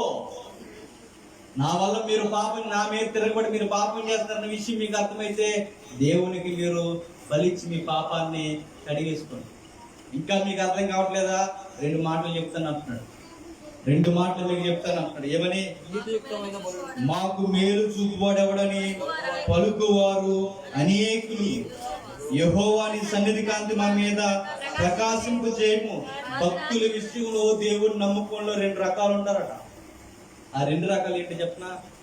మేలు చేసే వారు ఎవరైనా పర్లేదు, మాకు మేలు జరిగితే చాలనుకునే బ్యాచ్ ఒకరు ఉంటారు. అది ఏ దేవుడైనా పర్లేదు, కులదేవైనా పర్లేదు, విరవేలిపైనా పర్లేదు, ఎవరైనా పర్లేదు, కోడి కోసేస్తాం, మేకను కోసేస్తాం, ఏమైపోతున్నారు, ఏమైనా పర్లేదు. అవసరమైతే మేరీ మాతకు కూడా కోళ్ళు మేకలు కోసేస్తారు. ఇంకేమైనా చెప్పండి, అది అవకాశం, అది భక్తే. ఏమైనా పర్లేదు, మాకు మేలు జరగాలి, మాకు బ్లెస్సింగ్ రావాలి. ఇది ఒక రకం కేటగిరీ అన్నమాట. 2వ రకం బ్యాచ్ ఉంటారు. ఏంటి? యెహోవా సన్నిధి కాంతి మా మీద ఉంటే చాలు, ఇంకేం అవసరం లేదు, మాకు మేలేం అవసరం లేదు, ఆయన సన్నిధిలో మేము అలా ఉంటే చాలు, ఆయన కృప మాకు తోడు ఉంటే చాలు. దావీదు అంటాడు, రే నేను 2వ రకం అంటాడు. ఎవరు? మీరు ఎలాంటి బ్యాచ్ అంటే మీకు మేలులు కావాలి, మీకు ఎలాంటి బ్యాచ్ అంటే మీకు అధికారాలు కావాలి, మీరు వీటి కోసం ఎంపర్లాడే మనుషులు. నేను ఎలాంటి వాళ్ళు చెప్పినా నాకు దేవుడు ఉంటే చాలు, ఇంకేం అవసరం. 2వ రకం. అందుకే ఏమంటున్నాడు చూడండి, వారి ధాన్య ద్రాక్షరసం విస్తరించిన సంతోషం కంటే అధికమైన సంతోషం నీవు నా హృదయములో పుట్టించితివి. ఏమంటున్నాడు? వాళ్ళకి ధాన్య ద్రాక్ష అంటే వారి యొక్క ఆస్తి మల్టిప్లై అయితే, డెవలప్ అయిపోతే, ఎకరానికి 100 ఎకరాలు అయిపోతే, పెట్టుబడికి దిగుబడి ఎక్కువ వస్తే వాళ్ళకి ఎంతో ఆనందం అట. బ్యాంకులో 100 వేస్తే దానికి 100కి 1,00,000 వచ్చింది అనుకోండి, ఆనందం ఎలా ఉంటుంది? ఆనందానికి నిద్ర రాదు, మనకి నిద్ర వస్తుంది సార్. చాలా ప్లానింగ్స్ వస్తాయి, రేపు ఏం కొనేయాలి ఇంట్లోకి, డబ్బులు ఎక్కువైనా నిద్ర రాదు, డబ్బులు లేకపోయినా నిద్ర రాదు. అదో రకం మనం, అదో రకం మనుషులు మనం. వాళ్ళ ఎక్కువ మంది ఎలా ఉంటారంటే, వాళ్ళ ధాన్యం అంటే వాళ్ళ పొలాలు బాగా పడితే వాళ్ళకి ఆనందం, వాళ్ళ ఆస్తులు డెవలప్ అయితే వాళ్ళకి ఆనందం, వాళ్ళ వ్యాపారాల్లో లాభాలు వస్తే వాళ్ళకి ఆనందం. కానీ దావీదు అంటాడు, వాళ్ళకి వచ్చిన ఆనందం అదైతే వాటికన్నా అధికమైన ఆనందం ఏంటో తెలుసు ప్రభువా, నువ్వు ఉంటే నాకు అదే ఆనందం, దాని మించి ఏ ఆనందం నాకు వద్దు అన్నట్టు.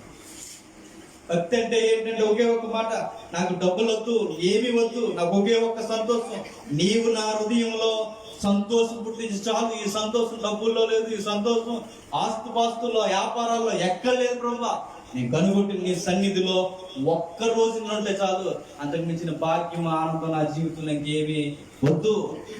దావీదు మురిసిపోతాడు మాట అంటాడు, దేవా చిన్న చిన్న పిసుకులు ఉన్నాయి నీ సన్నిధిలో.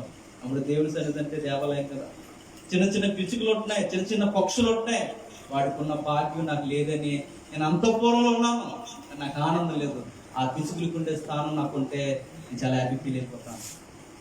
దావీదుకి ఏముండాలని కోరుకున్నాడు చెప్పిన? దేవుడు ఉంటే చాలన్నాడు. శత్రువులకి సమాధానం ఎలా చెప్తున్నాడంటే, నువ్వెంత నువ్వెంత అంటలా. మరి సరే, మీకు అర్థం కావట్లేదా? దేవుడు నాకు తోడుంటే మీరేమి చేయలేరు.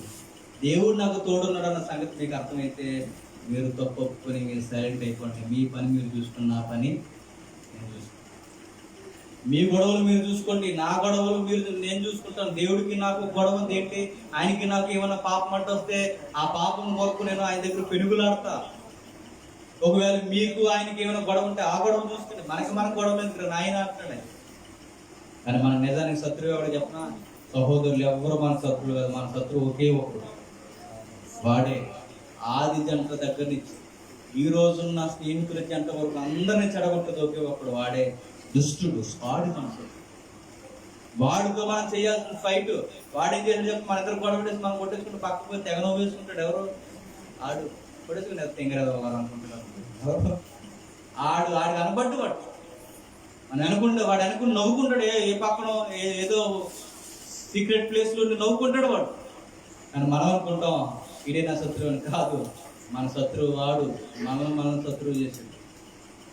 దావీదు అంటున్నాడు, నాకు అధికమైన సంతోషం దేవుడే నా హృదయంలో సంతోషం ఇచ్చింది ఆయనే. ఆయన ఇచ్చిన సంతోషం కన్నా గొప్ప సంతోషం నాకు లేదు. కొంతమందిని చూడండి, దేవుడు నమ్ముకున్న వారిని చూడండి, మీరు బాగా భక్తులు ఉన్న వారిని, వాళ్ళ ఇంట్లో ఏముండవండి, ఏముండవు, పెద్దగా ఏముండవు. కనీసం మనం మధ్య తరగతిలో కొంచెం బాగానే ఉన్నాం, మంచిగా బట్టలు వేసుకున్నాం, కానీ వాళ్ళకి 2-3 జతల కన్నా ఎక్కువ ఉండవు. అలాంటి వాళ్ళ ఇంట్లో చూడండి చాలా యాక్టివ్గా ఉంటుంది, బాగుండగా చూస్తారు. మరి 40,000 శాలరీ వచ్చిన నేను ఇంట్లో నెలకి లేదా రోజుకి 300 తెచ్చుకున్నవాడు ఇంట్లో ఎలా ఆనందం ఉంటుంది? ఎలా ఆనందం ఉంటుందంటే కారణం ఒకటి, వాళ్ళ గుండెల్లో ఏమున్నారు చెప్పండి? దేవుడు ఉన్నాడు. ఇప్పుడు మెతుకులు ఉన్న వాళ్ళు ఎలా ఆనందం ఉంటున్నారు? ఇటు బిర్యానీ తిన్న ఆనందం ఉండలేదు ఎవరికి, ఇటు బిర్యానీ తిన ఆనందం ఉండలేదు. వాళ్ళు పగలొచ్చి పచ్చడి మెతుకులు, కారం మెతుకులు తిని నైట్ ప్రశాంతంగా నిద్రపోతుంది. ఇటు గట్టిగా తింటే గ్యాస్, రాత్రి నిద్ర రాదు ఎవరికి? డబ్బున్నోడికి. దేవుడు అంటే ఎలా ఉంటుందంటే నేను చెప్తున్నాను, ఇరుకుల్లో కూడా విశాలంగా నెమ్మది ఉంటుంది, మనశ్శాంతి ఉంటుంది. కష్టాల్లో కూడా దేవుడు ఉంటే ధైర్యం. కీర్తన మనకి ఏమి నేర్పిస్తుందంటే, నీకు ఎప్పుడూ శత్రువు కాదు, నువ్వు వాడికి శత్రువు అవ్వద్దు. నువ్వు చెప్పాల్సింది ఏమన్నా చెప్పాలనుకుంటే నీ భక్తితో వాడికి ఆన్సర్ చెప్పేసి విడిచే, వదిలే. నువ్వు దేవుని నమ్ముకుని ఆనందంగా జీవించు, ఉన్నంత కాలం దేవుని కొరకు బతుకు. అదే మనకి కీర్తన నేర్పిస్తుంది. ఎవరెవరికి ఏదో చెప్పుకుంటూ తిరగాలని టైం వేస్ట్ చేయకు. ఉన్న కాలమే చాలా చిన్న కాలం. ఈ కాలంలో మరలా ఆ గొడవలు, ఈ గొడవలు, ఆ తగులు, ఈ తగులు పెట్టుకుంటే నువ్వు దేవుని కొరకు చేసే కార్యాలకి టైం ఎక్కడ ఉంటుంది? అందుకోసం దావీదు చెప్తున్నాడు మనకి, ఇవన్నీ పట్టించుకుని తలపోస్తూ టైం వేస్ట్ చేయకండి, దేవునితో ఆనందించే గడియల్లోనికి మీరు దిగిపోండి. దావీదు 8వ వచనంలో విచిత్రమైన మాట అండి, యెహోవా నెమ్మదితో పడుకొని నిద్రపోదు, నేను ఒంటరిగా ఉండినను, నీవే నన్ను సురక్షితముగా నివసింపజేసిన. దావీదుకి శత్రులు ఎక్కువైపోతే దావీదుకి వచ్చేది అంటే చెప్పిన కోపం కాదంట, మరి ఏంటి చెప్పండి? నిద్ర. దావీదు చేసేది ఏంటి చెప్పిన? అంతమంది శత్రువుల వరకు ఒక్క ప్రార్థన చేసి చక్కగా భోజనం చేసి నిద్రపోతాడు. అలా నోటు నిన్ను ఎలాగన్నాడు? మన నిద్ర వస్తుందా? అలా ఆమె నిన్ను ఎలా అందంటే అలా అందా, అలాగే అందా, అలా అన్నాడా? ఇంక ఏమున్నాయి అన్ని స్టడీ చేసి మళ్ళీ వాడికి నిద్ర లేకుండా చేసే వరకు మనకు నిద్ర రాదు. దావీదు చూడండి, పట్టించుకోకండి, దేవుడితో సంతోషంగా ఉండండి, పీస్ఫుల్గా నిద్రపోండి. దేవుడు ఇచ్చిన గొప్ప వరాల్లో ఒక వరం ఏంటి చెప్పిన? తన పిల్లలు ప్రశాంతంగా నిద్రపోవడం. అలాంటి వరం ఉన్న వాళ్ళు గొప్పలు. అడిగి ఎన్ని జరిపి పక్కన పిడిగడిపోయినా లేడ చూసారా? అడిక్ట్. కొంతమందికి రాత్రి పడుకుని సీలింగ్ వైపు చూస్తుంటే వాళ్ళు నిద్ర రాదు. వాళ్ళకి ఏసీ రూమ్లో ఉంటారు, మంచి ₹1,00,000 పరుపు మీద నిద్రపోతారు, నిద్ర రాదు. ఇది సెవెండ పెట్టినా లేకడు. ఎందుకు? వరం అది, దేవుడు ఇచ్చాడు, గొప్ప భాగ్యం అది. చెట్టు కింద అలా ఫ్యాన్ వేసినట్టు నిద్రపోతారు చక్కగా. దావీదు గారు చూడండి ఎలాంటి ప్లేస్లు నిద్రపోతాయంటే, మూడో కీర్తన మంచి మాట ఉంచుకున్నాం. 3వ కీర్తన కూడా ఇది పరిగెడుతూ రాసిన కీర్తనే. యెహోవా నన్ను బాధించే వారు ఎంతో విస్తరించుకున్నారు, నా మీదకి లేచివారు అనేకులు. మరలా ఇలా లేచిపోయిన వారు మరలా నన్ను ఏమంటున్నారంటే, దేవుని వలన అతనికి రక్షణ ఏమీ దొరకదని నన్ను కూర్చి చెప్పువారు అనేకులు. లేవడమే పెద్ద పాపం, మళ్ళీ వీళ్ళు లేచి నన్ను ఏమని అంటున్నారు? ప్రభా, ఈ సహాయం కూడా నాకు దొరకదని మరలా నన్ను ఎద్దేవా చేస్తున్నారు. యెహోవా నీవే నా కేడము గాను, నీవే నాకు అతిశయాస్పదము గాను, నా తల ఎత్తువాడుగాను ఉన్నావు. ఎలిగెత్తి నేను యెహోవాకు మొరపెట్టినప్పుడు ఆయన తన పరిశుద్ధ పర్వతం నుండి నాకు ఉత్తరం ఇచ్చును. గమ్మత్తు ఏంటంటే 3వ కీర్తనలో మనసు సురుక్కుమనిపోయే మాట ఏంటంటే దావీదుకున్న శత్రువుల్లో శత్రువు ఎవరో చెప్పిన సొంత కొడుకు అబ్షలోము కొడుకే. మనకి ఎవరెవరంటే నిజం చెప్తున్నా, నిజాన్ని మన కొడుకులు శత్రువులు కాదు. దేవుడి దైవాలు మనకు శత్రువులు ఎవరు చెప్పండి? చిన్నాములు, పెద్దనాములు, మామీలు, ఏళ్ళు లేదా అమ్మలు. గర్భాన్ని పుట్టినోడే మనకి శత్రువు అయిపోతే ఎలా ఉంటుంది చెప్పండి? ఎలా ప్రమాదం కదండి. దావీదు చూడండి, కొడుకు తగులుతున్నప్పుడు అల్లరి మోకాయన తరుముకుంటూ వెళ్ళిపోతున్నప్పుడు 5వ వచనంలో యెహోవా నాకు ఆధారము కావున నేను సంతోషము, నేను పండుకొని నిద్రపోయి మేలుకొని 10,000 మంది దండెత్తి నా మీదకి వచ్చి మోహరించును, నేను భయపడను. ఏటట 10,000 మంది దండెత్తి నా మీదకి వచ్చి మోహరించడం నేను భయపడను. మరి ఏం చేస్తాం? 5వ వచనంలో పండుకొని నిద్రపోతాను. ఇటు 1,000 మంది ఆయన దగ్గరకు వస్తాయని చేసి పని ఏంటట? ప్రార్థన చేసుకుని నిద్రపోతున్నాడు. ఇటు అటు ఇటు 10,000 మంది నిలబడితే ఎలా ఉంటుందండి? నిద్రపోతాడట. సౌలు గారు వచ్చారు, పక్కన చాలా కిలోమీటర్ దూరంలో ఉన్నాడు. రేపు వరకు ఎందుకు, ఒక పావు గంట నడుచుకుంటూ జాగ్రత్త వచ్చేసాడంటే నేను వచ్చి అటాక్ చేస్తాడంటే దావీదు అంటాడట, సరే రేపు పొద్దున్నే లేచేద్దాం పడుకుని అందరూ అంటాడట. ఈ మనిషిని చూసి మనకు పిచ్చాక దేవుడు చూసి దావీదుకుంటే మనకు బీపీ షుగర్ వచ్చేది. దావీదుకున్న ధైర్యం ఏంటంటే ఒకటే దేవుడు, అంతే. దేవుడే ఆయనకి ధైర్యం. ఎలా జయించగలిగాడు ఇవన్నీ అంటే దేవుడు. ఆయనకి అన్యాయంగా ఎన్నికోట్లు చెప్పినప్పుడు ఎలా నిలబడగలిగాడు? దేవుడు. కొన్ని విషయాల్లో పరిగెడుతున్నప్పుడు ఆయన ధైర్యం ఎలా వచ్చింది? దేవుడు. ఎలా చెప్పగలం? ఇగో ఈ పాటలు మనం చదువుతుంటే మనకు అర్థం అవుతుంది ఆయనకున్న ధైర్యం, సంతోషం ఒకటే దేవుడు. దేవుడు మరలా అంటున్నాడు ఆయన, యెహోవా లెమ్ము, నా దేవను రక్షింపు, నా శత్రువులందరి దవడ ఎముకల మీద కొట్టువాడువు నీవే, దుష్టుల పళ్ళు ఎర్రగొట్టువాడువు నీవే. ఏమంటున్నాడు? నేను కొట్టను దేవుడా, నేను కొట్టను, నేను ఏమి అనను. నా దేవ నన్ను రక్షించు, నువ్వు శత్రువుల దవడ ఎముకల మీద కొట్టు, వాళ్ళ పళ్ళు ఎర్రగొట్టు. దేవుని మీద నమ్మకుంటే చేసే పని ఏంటి చెప్పనా? పగల దేవుని విడిచిపెట్టి మనం చేసేది ప్రేమించడం నేర్చుకుని చక్కగా ప్రశాంతంగా ప్రార్థన చేసుకుని పీస్ఫుల్గా నిద్ర. ప్రభు అయిన యేసుక్రీస్తు వారు కూడా ఏం చేసి కూడా చెప్పిన, ఆయన దూషింపబడి బదులు దూషించలేదు, ఆయన అన్యాయంగా తీర్పు తెచ్చబడి ఎవరిని బెదిరించలేదు, ఏ మాట అనలేదట. పేతురు గారు అంటారు, మరి ఏం చేశాడు ఆయన అంటే న్యాయముగా తీర్పించి దేవునికి తనను తాను అప్పగించుకున్నాడని రాయబడింది. కొత్త నిబంధన కూడా మనకి ఏం నేర్పిస్తుందంటే, కీడు చేసిన వాడికి నువ్వు కీడు చేయకు, నువ్వు చేయాల్సింది ఏంటంటే న్యాయం చేసే దేవుని వైపు నువ్వు చూస్తే ఆయన చూసుకుంటాడు, వదిలేసి నువ్వు మాత్రం మేస్తే. సరే అంటున్నారు, అన్నే తిడుతున్నారు, తెన్నే నీ సొంత అత్తే లేదా నీ సొంత వారే లేదా నీ స్నేహితులే నీ మీద తిరగబడుతున్నారా? అన్నే. కానీ తలెత్తువాడు ఆయనే. ఒకరోజు ఖచ్చితంగా ఎక్కడైతే అవమానం పొందామో మళ్ళీ అక్కడే మనం ఘనం పొందుతాం. ఏ నోర్లు అయితే మనల్ని హేళన చేశాయో అవే నోర్లు మళ్ళా బ్రదర్ అని శుభవచనం పలుకుతూ మన దగ్గరకు వస్తాయి. ఖచ్చితంగా వాళ్ళే పొగిడే నోర్లు. ఎందుకంటే మానవ హృదయాన్ని నీటి కలవలో తిప్పేసి ఆయన పైన ఉన్నాడన్న సంగతి మాత్రం మర్చిపోకండి. దావీదు గారు అంటున్నాడు, రక్షణ యెహోవాదే, నీ ప్రజలందరికీ నీ ఆశీర్వాదము వచ్చునుగాక. నీ ప్రజలందరికంటే ఈ వాగ్దానాలు లేదా ఏదైతే ఉందో ఈ చక్కటి సమాధానం దావీదుకు ఒక్కడికే కదట, మరి ఆయన నమ్ముకున్న ప్రజలందరికీ ఆయన ఎల్ల కాలము తోడు ఇంటి నివసించునుగాక అంటాడు. ఇవన్నీ మనం అనాల్సింది ఆమేన్. మనందరికీ మనకున్న ధైర్యం ఒకే ఒక్కటి. ఉపవాస పుడుకులో మీరు నేర్చుకోవాల్సింది చెప్పిన, నేను దేవుడికి నచ్చేలా ఉంటే, నేను దేవుడికి నచ్చితే చాలు, ఈ నరులంతా నాకు వ్యతిరేకమైపోయినా నాకే భయం. నాకు ఏవో ధాన్యాలు ద్రాక్షరసాలు ఏమి విస్తరించవలసిన అవసరం లేదు. నా వ్యాపారాల్లో అధిక దిగుబడులు నాకు కనబడాల్సిన అవసరం లేదు. నా హృదయంలో ఆయన ఇచ్చే సంతోషం ఉంటే చాలు. ఆ గుప్పిడి మీదకు నాకు చాలు. ఆ ఇరుకుల్లోనే విశాలంగా ఉంటే నాకు చాలు. నాకు బంగ్లాలు వద్దు, ఏమి వద్దు. ఉన్న 60 ఏళ్ళ జీవితంలో ఆయన కొరకు అలా ఆనందంగా బతికేసి తిరిగేస్తాను. ఆయన సెలవులు అయితే ఇంటర్ కూడా రాదన్నాడు దేవుడు. అలాంటి దెయ్యమందేసి అటు లక్ష ఇటు లక్ష నిలబడినా ఆయన సెలవు లేకపోతే ఎవడో ఏమి చేయలేడు. అందుకే నేను పీస్ఫుల్గా నిద్రపోతా అన్నాడు. పేతురు గారు చూడండి, పేతురు గారిని తీసుకెళ్లి సెరసాలు వేసేసారట. చదువుకున్నావా?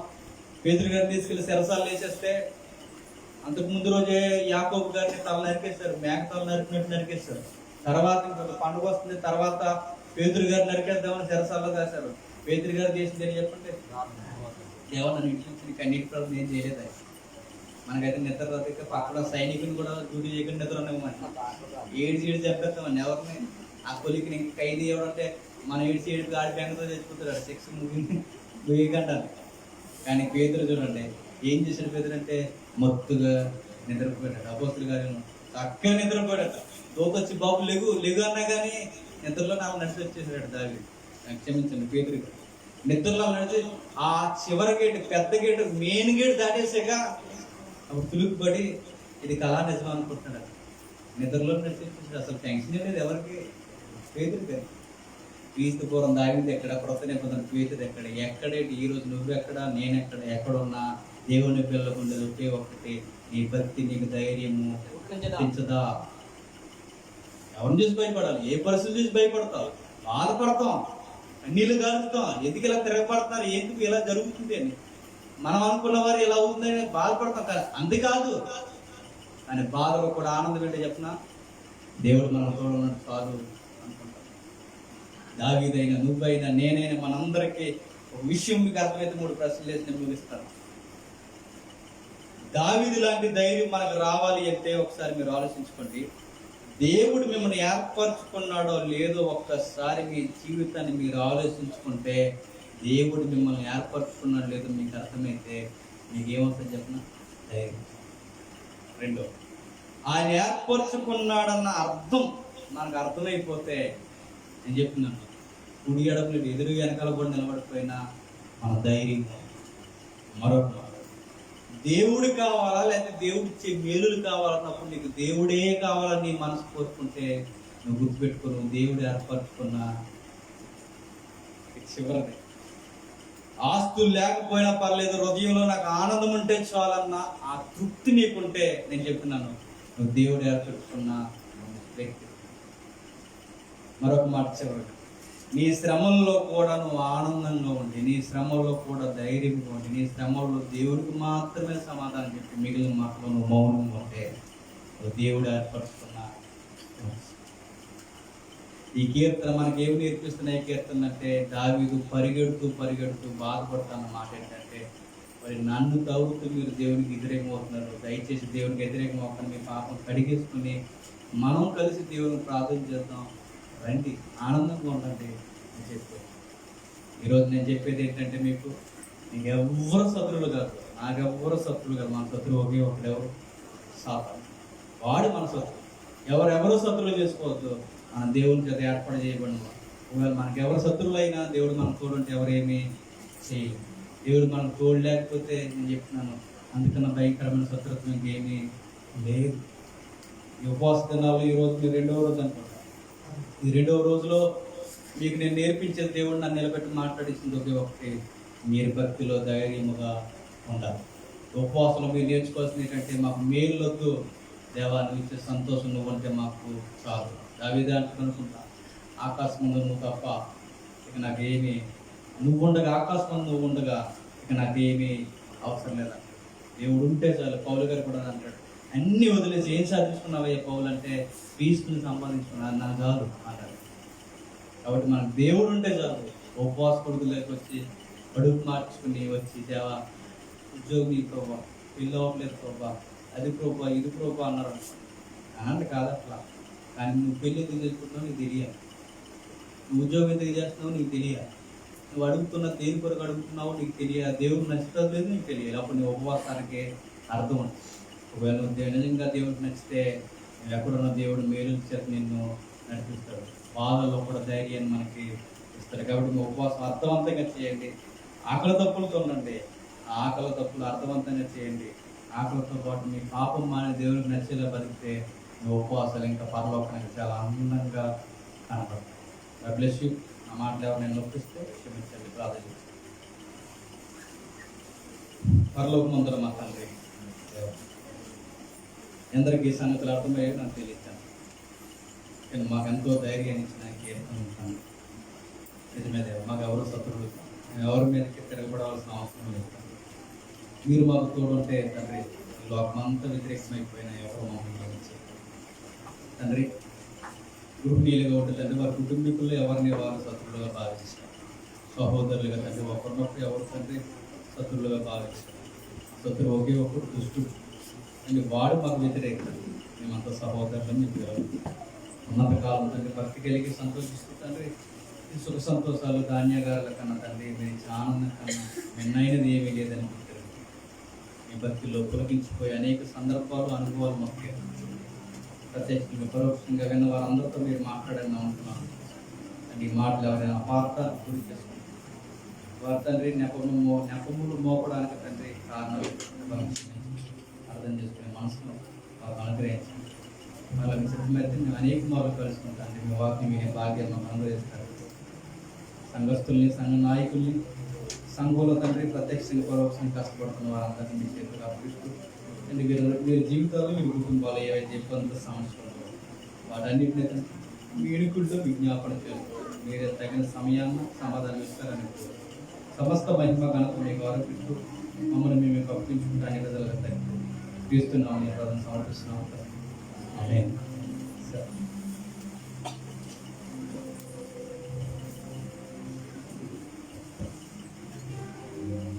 చెప్పబడి దేవుని నామని చక్కని వాక్యం.